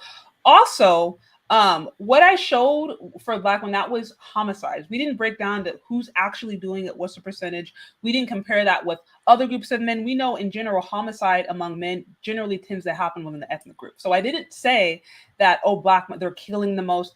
Those are white supremacist talking points. I would love if you had resources or stats to share with me. I will be more than happy. Wait. What do you mean? Black men are killing themselves the most. No. But I'm saying so if we go up and say, they have the highest percentage of this or that. If you have resources, I would love to look over that. I'll just say that because, like I said, we can all come up here and spew stats and spew stuff. I'm just going by real life. Okay, I'm going by real life. Black men do kill each other the most. They're not killed by cops more often. They're not being targeted by cops. They're not being hunted down like animals. Are there situations? Yes, that's true, but it's extremely minuscule. It's extremely small. Okay, curious, if you were alive since you've been, how can you say that if you've been divested? How would you accurately know what's happening? Because I live in the world, Jay. I live in the world. I watch the news. You live in the world. You're invested in a white community. You watch a white news that is owned by not Black people, not even by Black and brown people, by a specific people group that does not necessarily always have Black people in mind. So you've divested from the community that you no longer are part of, but you still are aware of what's happening in that community. Yes, it's a little hard not to be aware. Okay, for one, I'm still a Black woman. And again, a lot of your ideas about divestors are extremely false. That's why I don't really like to come up on these kinds of channels, because y'all run on things that you hear and things that you think you know. So it's very hard to talk to people like you because you say things that are just not true. And I don't always feel like, giving you the rundown and the 411 every single time. But I felt like this topic was appropriate enough and important enough. Mm-hmm. And no, being divested does not mean I don't see Black men and I don't see Black problems. I do see them. They're in my face. They're always in the news. People are always marching and protesting. How can you not see them? They're there. Okay, so you're informed. Just so I'm curious, you're informed about what's happening in the Black community primarily by the news. That's what you just said. I'm informed by the Black community that I was born and raised in. I'm informed by the Black community that I live in. Okay. Because I could say, well, the Black community that I was born and raised in, that wasn't my experience. But listen, we all have our own experience. Like I said, no issues there. And listen, I have no issue with anybody wanting to date and marry interracially. I said that plenty of times. The video I did a few days ago, Crystal Cares, I'm sure you are familiar with her. She, more than you or me, would be familiar with divesting and swirling, since she is instrumental in that movement. And she shared many of the same, I guess, complaints that I had about the divestment movement, as far as it being used to promote ideas that are harmful and untrue. So that is my issue. If you want to date and marry a white man, I have zero issue with that. Well, I could say the same thing to Kevin Samuels. If you want to date and marry a white woman and the white women are better, why are you constantly talking about Black women? I could say the same thing. Why does the Black manosphere always talk about Black women? If you have these other races of women that are better, go there. Why you keep Black women's name in your mouths? I could say the same thing. Well, it's not really a fair comparison, because yes, it is back and forth. But I mean, we all know. I mean, Kevin Samuels, he's kind of mainstream at this point. He has the support of men and women, and he's talked to a lot of different races, a lot of different ethnic groups, supporting men and women, and he's basically, But this is not about Kevin Samuels. We can go down that rabbit hole. I don't really want to do that. I know, but I had to bring him up because people always say, "Why do you talk about Black men?" I'm just throwing it out there, like, we could ask the same question. So that's, let's not go there. I could ask the same exact question about the Black manosphere. All right. The bottom line, and really the only thing that I wanted to say was, this is the example of how Black men are worshipped. They're constantly made to look like victims. They're constantly made to look like martyrs when they perpetuate the most violence against their own selves. They are not being killed by police more than they kill each other. That is a lie. What I ask is that if this is true, can you please share? You have the right to own experience. I have the right to my own experience. Please share your data and information. That's all I'm asking. Okay, I can do that, but I want to know. I'm asking you. Do you believe that cops kill Black men more than Black men kill Black men? I'm not going to say yes or no. I haven't done enough research to say. But what I can say, because here's the thing: as Black women, we can both agree that we're Black women, right? I think if we deny or overlook that we definitely live in a nation or in a system that is not. It's not meant and it's not built for Black communities as a whole to actually thrive. If we want to overlook that, if we want to completely overlook things like the Moynihan Report, where the government itself admitted that, like, yeah, there are institutional things that have specifically and continue to. What does that have to do with Black men continuing to gun each other down? To do with it, actually, it has. What does that have to do with Black men? What's that have to do with Black men gunning each other down and killing each other for no reason? We can argue. I mean, if you really want to argue, okay, well, Black men are killing. Let's just assume that's true. Then why are Black women aborting their babies? If we're I've never had an abortion, okay? I don't really know what that has to do with Black men killing Black men. What does my abortion have to do with a Black man killing a Black man?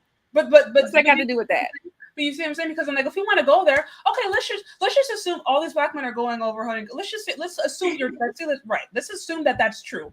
All these Black men, the Black men living next to you, the Black men you grew up with, the Black men that I'm married to, all of them are just going around being murdered. Let's just assume that's true. What's happening? I didn't say that was true. No. But I'm saying because I think to help make a point, right? Just help make a point, since they're all dangerous. I didn't say they're all dangerous. So then, what I'm saying is this documentary is saying that their stereotypes and their profiling is all being perpetuated by the media, and they have no participation in how they are presenting their own selves. Yeah, no, it's this idea that they are being unfairly targeted and being hunted down like animals and being killed, when that is not true. They do not. You are right. Like, violent crimes and homicides are less common than heart disease and strokes. But Black men are not killed more by the cops than they are by each other. Right, that is the bottom line. I'm saying that point is not about, because you could argue that for all races. That's what I'm saying. That's kind of the invalid. But no other race of man is sitting up here acting like a victim. That's not true. Do you not? So you're not aware of the like the white manosphere. There's no. I don't see other races of men acting like somebody is unfairly targeting them and making them out to be bad when they're not really bad. That's what I'm saying. Okay, these type of documentaries are only for Black men. This type of stuff where Black men somebody needs to give them a fair chance. The white man's holding them down and they got all these things coming at them left, right, and center. That's for Black men. What doesn't make sense to me, because this kind of feeds into the idea that Black men are conquered, yada yada yada yada yada. Oh yes. They're conquered. So if they're conquered, then how are they producing? How do they have the power, right, to negatively impact, to harm, to hurt Black women, to hold us back if they're conquered and if their power? You see what I'm saying? Because Black men do not have power in relation to other races of men. They just don't. Okay, that's how it is. Black men in relation to other races of men, they don't have the same type of power. They don't have the same type of resources. Okay, but in relation to women, in relation to the communities that other Black men are in, like for example, the whole like during the pandemic, there was a serious rise in crime and violence. All right, a couple of Black women were gunned down by Black men over stimulus checks. Remember that? All right?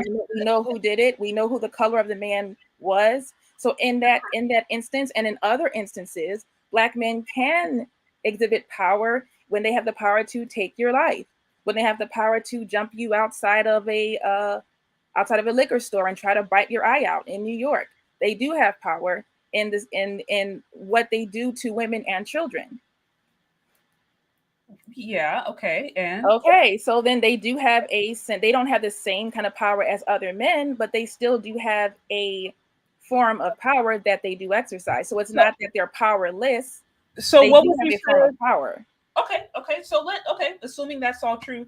So what would you say for the fact that Black women are more violent than Black men? When you look at the stats, I've done plenty of videos at this.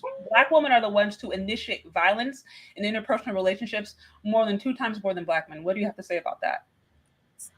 So Black women initiate violence. Yeah, and the relationships. Well, actually, now women. To be fair, this is women in general. Women in general across the board right now are initiating violence more towards, but it's the highest for Black women. And here is the, I guess, the challenge with what I have with what you're saying, right? No one, I don't argue the fact that there are bad actors in the Black community. There are men in the Black community that have done horrible things that need to be held accountable. Yes, they have. And oftentimes are held accountable even when they're not guilty, right? But either way, yes, that does happen. Absolutely, yes. A, B, C, X, Y, and Z. I agree. We cannot act like Black women are not implicated in that, because for every Pookie and Ray Ray, he had a mom. Did he have a dad? Yes, he did. But what happened to him? Where'd he go? And if you want to go there, because now this is getting us into the, where was the dad, yada yada. We already know the 80-20 rule. If you want to look at the 80-20 rule, the rules of dating. The rules of the fact that there is such a higher percentage of single mothers within the Black community than Black men. I've also broken this down. So what is this showing us? It's showing us that there are a large group of Black women who are procreating with a small group of Black men. That's not including Black women who divest or who do create kids with other fathers. You do know that Black men, at least likely white men, when it comes to child support, they're more likely to not pay child support than Black men because Black men drag their single motherhood degeneracy into every community that they date into. Okay, this is also a fact. It doesn't matter where they're at in class, how much money they make.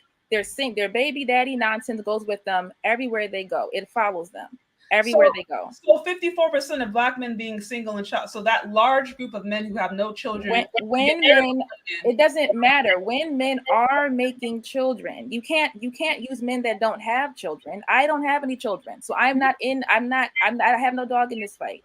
When men have children, when they make children with other races of women, the pattern persists. Yeah, no, that's BS. But I appreciate you coming. And like I said, if you have, listen, like I said, it's not BS. It's true. White women are the new face of single motherhood. Latina women are as well. Yeah, no, I'm saying single motherhood across the board has gone up. But I'm saying because especially for Black men. Huh? Especially for Black men. No. What you're saying is yes. What you're saying is BS. And if it is true, it's not nearly as significant as Black women. But like I said, this is stupid. It's like, why are we, Black women are this, Black women are that. There's issues on both sides. My issue okay, and listen, I'm not gonna take up too much more of your time. I'm just gonna say that I just wanted to give you an introduction to Black Male Worship 101. Okay, Black men are not martyrs, they're not victims, they're not being hunted down. They perpetuate the most violence against their own selves, they take their own selves out, they're not disproportionately targeted by the police. They're not disproportionately targeted by single mothers. They're not killing them. Okay. They kill each other. They harm each other. They hurt each other. That's what they do. All right. So they're not victims. End of story. Thanks for having me. Yeah. You're good. So assuming, like I said, assuming that that's true, let's just assume everything she said is true. Who was the mother that raised those kids? And then, like I said, then we can argue, well, where their dad. We already mentioned this. The single mother rate is a much higher among Black women than Black men. I've shared this before. If you want to comment and share your information about why what I said is wrong or not wrong, totally fine. Please provide evidence. Please provide evidence. If we would all like to pretend like we live in a system that is fair and equal, where Black men and white men and Black women and white women and Asian women, if we want to pretend that we live in a system where everyone was treated equally and respected equally, everybody has equal opportunity, prejudice doesn't exist, racism doesn't exist, let's just overlook the Monahan report. Let's just forget about that. Let's just forget about the George Floyds of the world, the Breonna Taylors of the world. Let's forget about that. Let's forget about redlining. Let's forget about Jim Crow laws that have recently been enacted. Let's just forget about all the different things that have been done to institutionally oppress people of color. If we want to forget about that, pretend that does not happen, and then say, Black men, you're a martyr, you're weak, you're powerless, stop, pull up yourself by your bootstraps and do better. If we want to do that, then we also can't blame them for all the communities and all issues in the community that we ourselves have done. Like I said, to me, it's a revolving circle. It really feels like a revolving circle personally. Black men have done horrible things. Of course, Black women have done horrible things. There is no benefit to us as Black people, in my humble opinion, in undermining or demeaning essentially 50% of the people group and thinking that's going to now help the others. But like I said, everybody has their different approach. Everybody has a different opinion. They have a right to have a different opinion. But I don't like spewing information that is not substantiated by facts. So I will gladly read any reports that will help show me that Black men are the problem and that they are worshipped. Because she's saying that they're martyred. I'm like, how is it martyred if you are actually shown in very many instances to be wrongly accused, to be wrongly like I don't understand it, but like I said, it's not for me to understand everything. Hey, what's going on, Shay? Oh my God, are you okay? You good? You good? Hey, Mr. Sade, I'm gonna need you to check on it after this because that was some work. She did the Lord's work just now. Jesus Christ. Like I said, people are welcome to their opinion. They are. I just ask, especially if we're gonna create anybody as the villain, particularly, that we have research to back it up. It's really easy to come up here and say, you know what, well, because of my situation and because of that media that I saw or that music video that I saw or because of that, therefore our Black women are horrible. Look at Cardi B, all these Black women over here having, thoughts having sex and all these, women out of wedlock, they're all whores. I could easily make the case that Black women right now are whores and their thoughts, and they're the reason that Black men are over here. We could do that every single day. She made white supremacist talk. Let's go over this because this was great. Actually, this was really good. She made white supremacist talking points. Literally, it's not the media, it's these Black men. It's them and their own portrayals of their life, right? Which is the same thing we hear from white racists. What she is doing is attempting to peacock for white racist men. Please, white daddy, come and get me from air quotes Blackistan, right? Number one. Number two, the men not complaining. And I'm happy you brought up the overall manosphere because she clearly, and this goes to talk about tone deaf, right? Which is what LexusExodus was talking about. I'll mention her in a minute, or I'll talk about her more in detail in a minute. The tone deafness of saying black men are the only ones complaining. Are you like, where are you? Where are you on planet Earth? I mean, white men complain. I mean, I listen, and I haven't been a deep dive into the manosphere, but some of the like white manosphere dudes, like, oh, they get dirty, calling these people like land wells. It's bad. It's like, oh, look at East Asians. Look at Asian men. Asian men have a whole entire campaign right now about women trying to find them attractive. Right, and like being like, you want to talk about, you know, going to the gym. They're really pushing other Asian men to go to the gym, to become more masculine, to put more bass in your voice, like all these things. So it's like, once again, you're so hyper focused on insulting and belittling black men, and then running out of the black community to end up with a non-black man. You don't even understand what's going on in those other communities, right? Number one. Number two, you know, one thing I will push back on you a little bit, Shay, is LexusExodus has a master's degree. She's a graduate level woman. So none of this is by accident or happenstance. This is very educated women, right, who have decided they are going to scorch earth, burn the black community.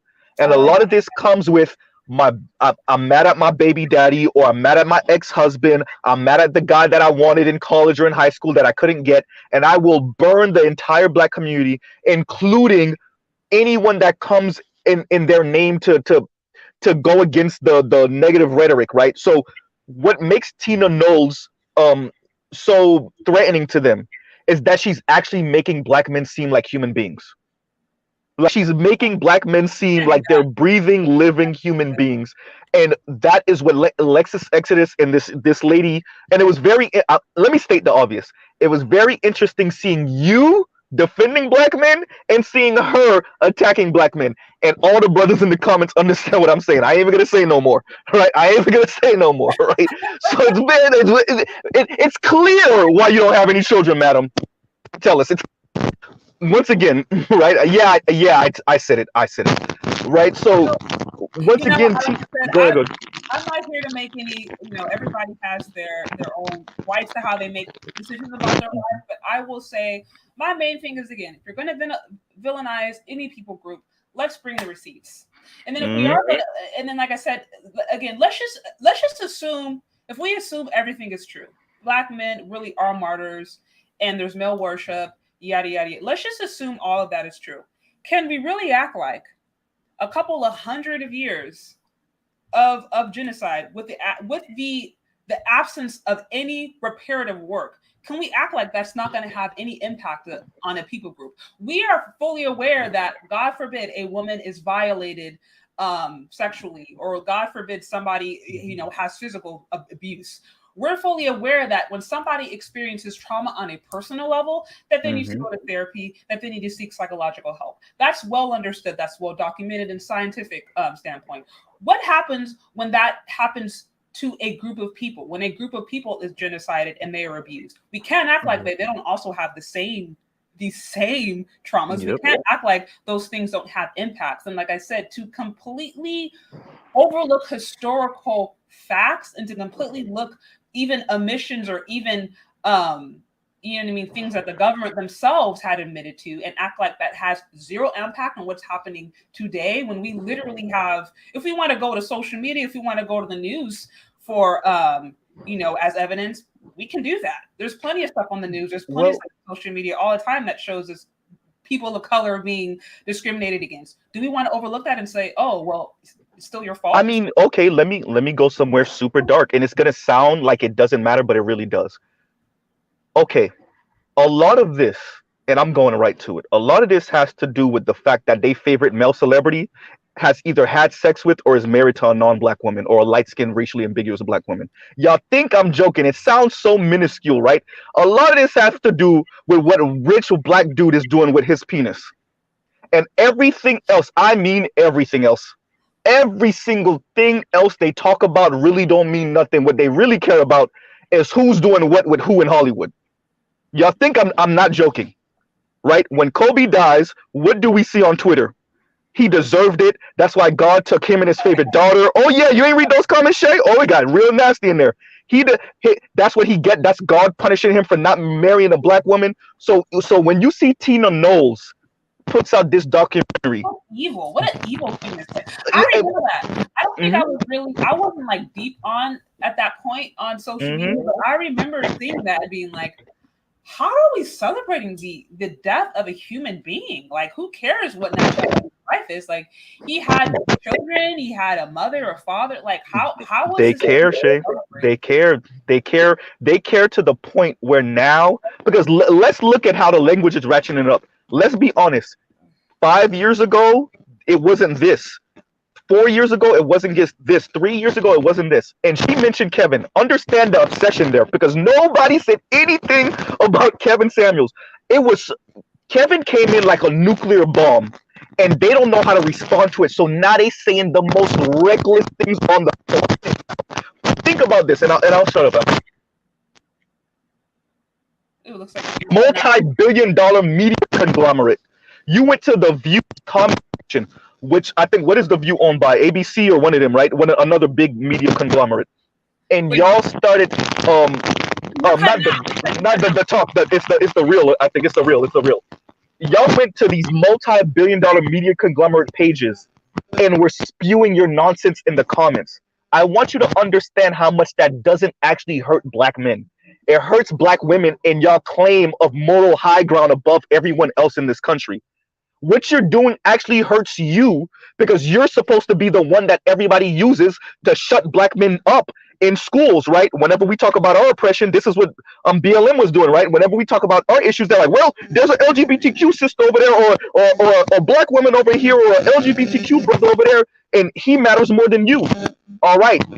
When you do this for everybody to see, including those same white men from Goldman Sachs that you want money from, you actually take away from your own moral high ground claim.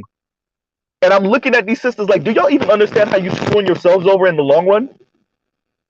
Because white people saw those comments about Kobe. White people see what you're saying. And remember, Tina Knowles ain't no nobody. This is Beyonce's mom, right? So people are reading through those comments. Those same sons of those rich white dudes that y'all want to marry in the future, those sons are reading those comments. Do you even understand how? Y'all don't know even how to play chess. What the hell? You know, I made this point a few days ago on my live where I was like, you know, it's interesting because when we think about people, those who marry interracially, right? And oftentimes black men are portrayed as the least loyal because they marry interracially, whatever. And it's like, technically, if we Asian women marry out at a higher rate, but it's funny how they are never portrayed as being disloyal. Like, they have a great reputation really across the board as far as, you know, a great option to marry into, you know, or marry out to get. And I was saying, it's like, man, like, love it or hate it, it's like, they have great PR. I know how else to put it. You know what I mean? Like, and that's the thing about it. Women, female nature, you can find crazy women in all ethnic groups. I don't think anybody who knows women of different ethnic backgrounds know that that's true. But it just seems like there's certain cultures where maybe they have a stronger checks and balance, or I don't know what it is, but some of them know how to just kind of keep it where they need to keep it and hide it better. And then some of us like to go around and promote it. And that's what I'm saying. It's like, I said this again, there is nothing attractive about us as black women in particular being known as women who complain about men all the time. No man out there who's looking for a wife is looking at a woman who complains about men and says, oh wow, I want to integrate you into my life, especially if she's of a different ethnic group. No man wants that. That's what I'm saying. Like, there is a way to talk and address issues that you find within the community without literally looking like just a crazy, disagreeable woman. And I think sometimes we come off more as crazy, disagreeable women because of the way that we handle ourselves in some of these situations, because of the way that we are so quick to compete and not celebrate things that would be for the benefit of all of our individuals. And I'll jump off after this. You know, okay, so this is what we have to deal with. American-born Asian women marry outside of their race at 54%, primarily to white men. right? If white men wanted black women, they've had over 50 years, since 1967, Loving versus Virginia. If they wanted black women, they would have been came and got y'all, especially seeing the socioeconomic position of black men. They would have been in mass numbers. You have to deal with the anti-blackness in the system that don't have nothing to do with black men. If they wanted you, they would have been. And then look at Asian men. Asian men, American-born Asian men marry outside of their race something like 38, 39%. So it's not like they're against marrying outside their race. They're just not trying to marry sisters because, and I don't. You're static right now. You're getting static. But no, I don't talk about weight. I don't talk about attitude or anything like that. I clearly say it's the anti-blackness in the system, and black women got to deal with that before they could even have a conversation about truly divesting. To me, it's just foolishness to look at a country 400 years old that they've been importing you. I'm sorry, since 1619, over 400 years, and then look at all that history and be like, no, the issue is that black men don't have no money and they too weak. They literally. What was just the other day? I saw a report that said I think there's argument about this because there's some research that shows that there were African Americans who were enslaved all the way up to the 60s in the Deep South. But just assuming that that's not true, the last slave they found was who died in the 70s. He'd served in the Civil War. So I'm just like, my grandparent was a sharecropper. It's like it's not that far behind. And then even if we let's just look at slavery, right? Okay, that ended however many years ago. You can't forget Jim Crow. We can't overlook some of these different institutional things that have happened that help create the dynamic we have now. Not to mention that there hasn't been any reparative work. If you want to look at these people don't know how to deal with the fact. These people don't know how to deal with the fact that, and I've said this on other platforms also. Yeah. This is Black America. I'm not ADOS, but as a black person that grew up around ADOS, my girlfriend's ADOS, ADOS and other black people by extension that live in this country have to come to terms with black people were brought to this country not simply to be slaves, but to be the permanent underclass. And that is what every iteration of America from when it was slavery was during the time before capitalism really hit. When capitalism really hit, Jim Crow was about keeping the wealth from you, right? And now it's about keeping you behind, right? So all these different iterations of America, it's always about keeping you way behind everyone else. And these particular divestors and swirlers, it will not work simply because this country is too anti-black, right?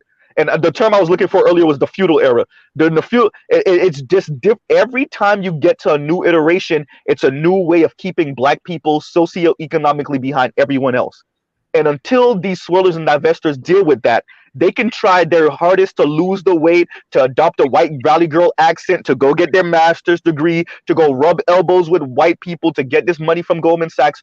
You got to deal with the fact that America, from its inception, was anti-black, and it was purposely designed for black people to be the permanent underclass.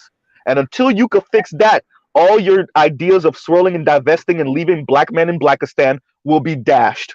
Period. I mean, I have to say, hand clap.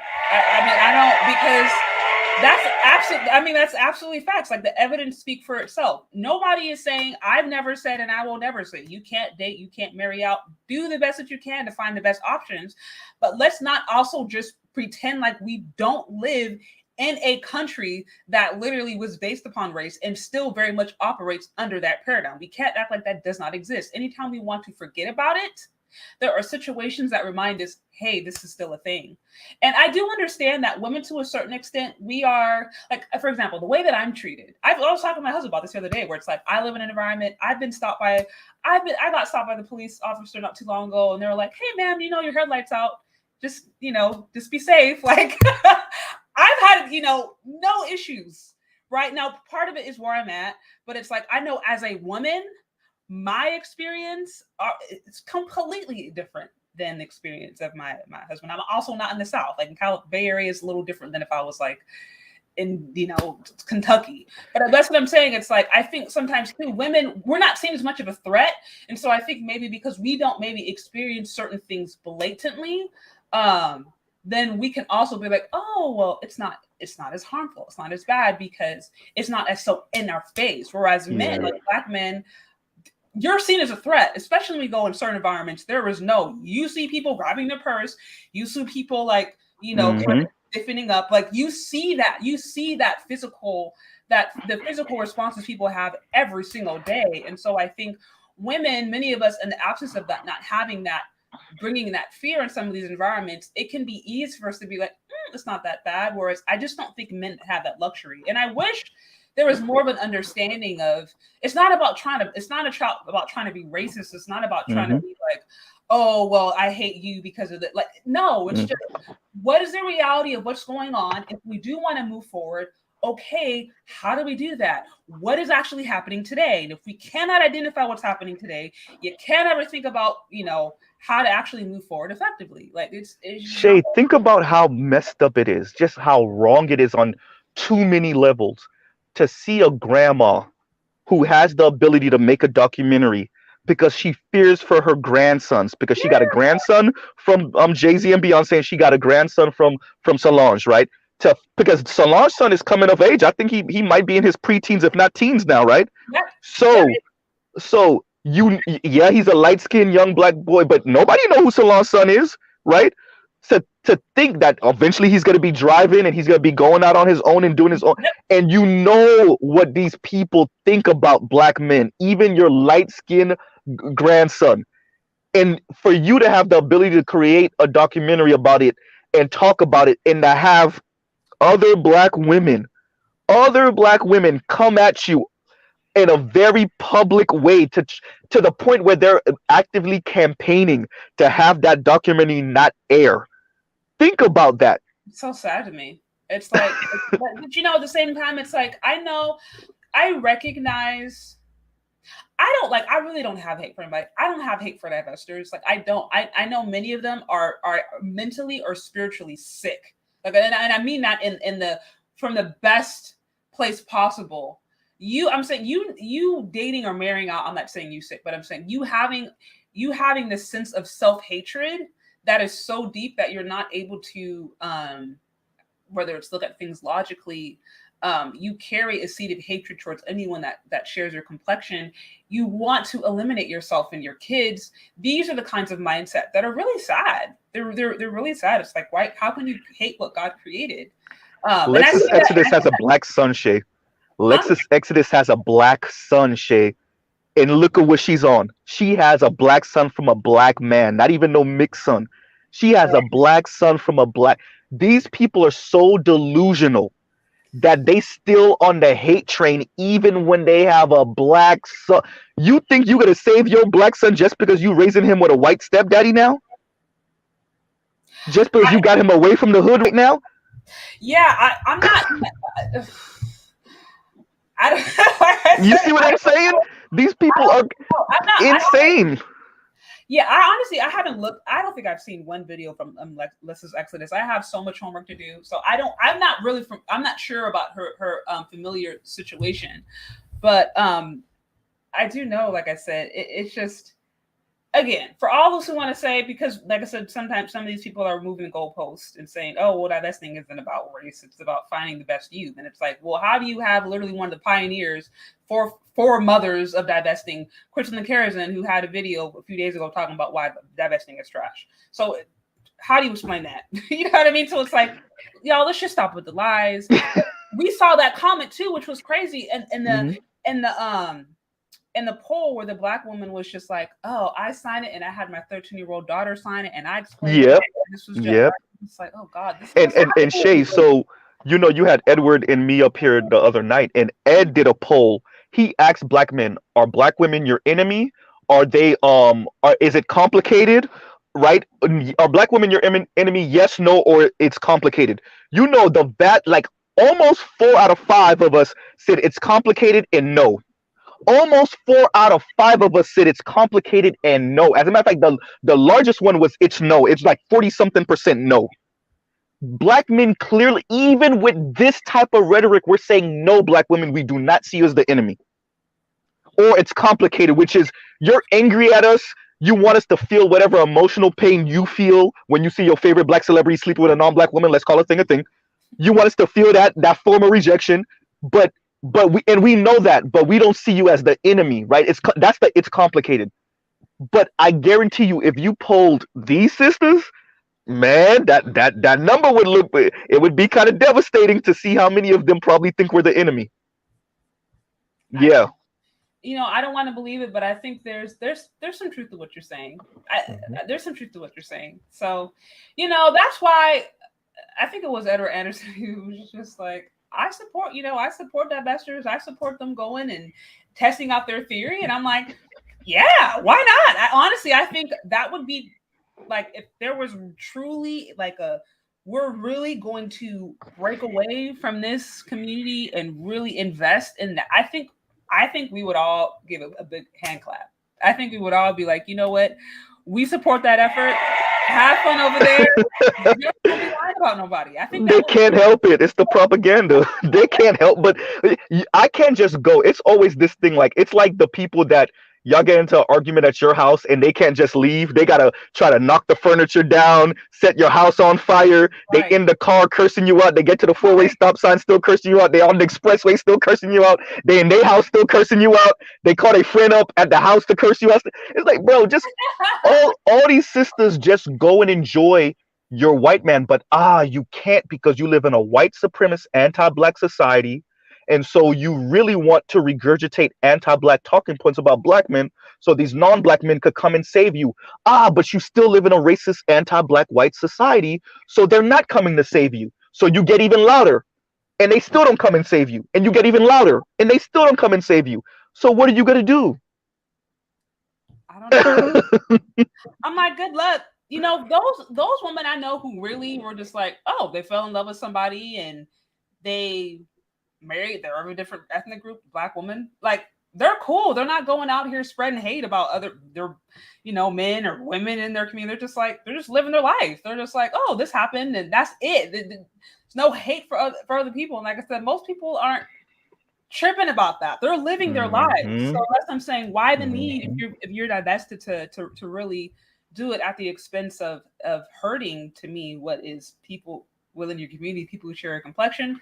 I just won't get it. I don't think I'll ever get it. But Shay, if you integrate, and this goes to what Malcolm said, right? Malcolm X. We never fixed the system. Actually, you kind of mentioned this too. We never fixed the system. We just took a bunch of Negroes and integrated them into a racist white supremacist system. So what you think their grandkids are going to sound like? We hear this in the black community. We hear black people using white supremacist talking points against other black people as a form of constructive criticism, as a form of class warfare, as colorism, as a bunch of different things, right?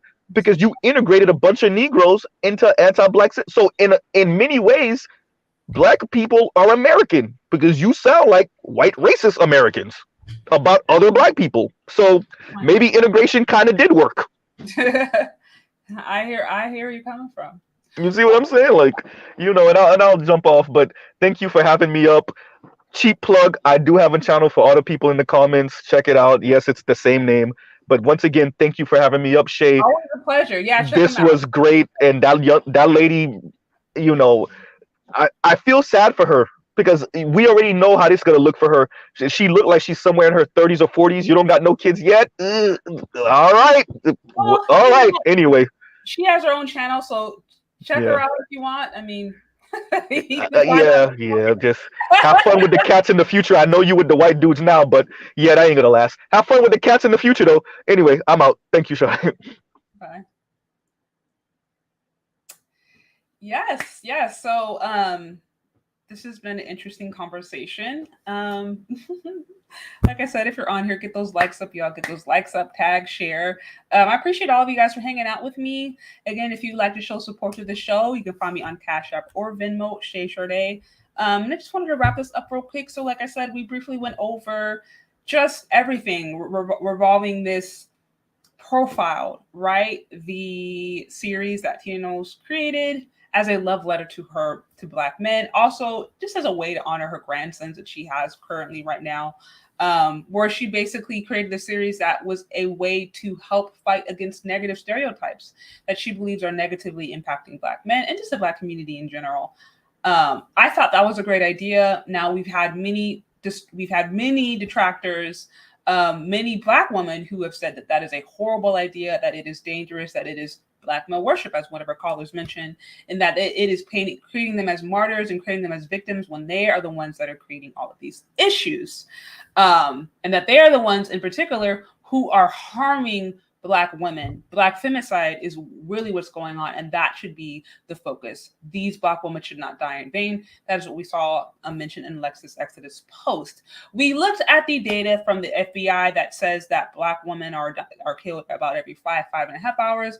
We looked at the data and found that actually many of the information that is used to come to that conclusion is inconclusive. As I mentioned before, about 1/3 of murders are just unsolved, and about 1/3 of the perpetuators of those crimes against Black women, we don't know their race. Not to mention the FBI stats actually only mention arrest. They do not mention convictions, and they also don't look at exoneration. So there's a lot of holes in that scenario. That means that you can't accurately say that Black women are killed every 5.5 hours without also taking all those things into consideration. Also, we looked at the fact that when we saw the leading causes of death, we compared it among Black women and Black men. Black men, by and large, experience more homicides. Unfortunately, Black women, the top leading causes of death, homicide isn't even ranked within the top 10. We saw that they are much more likely to die of heart disease, stroke, diabetes, hypertension, different lifestyle onset diseases was far more likely to impact Black women than homicide. Now, Black women under the age of 19 were the most likely to be negatively impacted from homicide. But again, when you control for education, and then when you control for class, different things, those numbers do change. So really, at the end of the day, when we look at the numbers, the argument is that Black women are being killed and femicided and just homicided by Black men. I didn't see anything according to the CDC that would suggest that. What we do see is that homicide usually impacts men at a higher rate. What we do see that Black women, who are the leading cause of death among Black women, is lifestyle induced choices, exercise, food, lack thereof. And that, again, those who are affected of homicide tend to be younger Black women, generally those who are in low income environments. Again, why is this important? Whenever we are making claims about all Black men are this, or all women are this, or all group of people of this, if we just take information and just spew facts without actually looking at things for what they are, it's very easy to get into propaganda. And I think at the end of the day, there are people who are always trying to find reasons to blame Black men or to undermine Black men or undermine the Black community for whatever reason. And they're just using whatever information they can to try to paint a narrative versus actually looking at things for what they are. I have no issue with anyone that wants to date or marry out. Do it if you want, no issues. But why do it at the expense of hating yourself, hating at your own people? Do I believe that Black men are victims, or Black men are martyrs, or that Black men are always being portrayed as weak, if they're yada, yada, yada? Again, let's just assume that's true. How can we overlook a system that was literally set up to oppress the Black community? Like, if you want to overlook that, if you want to pretend, right, that there's never been put institutions in place, there's never been things that have happened that are happening today, that there never was racism, there never was Jim Crow, there never was all these different institutional misandric aggression. If we want to overlook the different things that the government has admitted to doing, overlook the things that are happening today, if we want to overlook that stuff and just assume that Black men are the victims or Black men are the issue, okay. Even if that's true, even if Black men are the issue, we can't overlook the fact that those Black men were raised by mothers. And if you want to argue and say, okay, they were raised by mothers, where were their fathers? Why is it that Black women, single mothers, are overwhelmingly procreating with a small group of Black men? So do you see how this thing goes in a circle? It goes in a circle. It goes in a circle. And as long as we just continue to point fingers and say, you're the issue, you're the issue, you're the issue, you're the issue, we're going to get nowhere. It's going to be just a dance in a circle that ends up in nowhere. I think what's more effective is first, stop hating yourself, y'all. Like, ladies, if you continue to hate yourself, that's not going to get you good results. And I think that's just what some of us are doing. And some of us are doing it as a way to make money. Some of us are pushing propaganda as a way to make money. And that is just unhelpful. That is hurtful. That is damaging. I don't stand for it. Like I said, I do my best to try to give my perspective based upon what I believe to be accurate information. I've shared my sources in the description box. Check it out. Again, it is not, I'm not saying this is, the numbers are 100% a total accurate depiction of what's happening today, but it is at least an indication of the way things are trending. And nowhere based upon those different trends can we accurately assess or assume that Black men are just killing women at every 5 and 5.5 hours. And if that is the case, then we'd have to say that Black men are also being killed at a much higher rate. But y'all, those are my thoughts. So again, I do appreciate you calling in, I appreciate you hanging out with me. Again, if you like the show, please share it, tag it, send in your support so I can, hopefully get this message out there, and hopefully we can, continue having positive conversations, constructive conversations, y'all.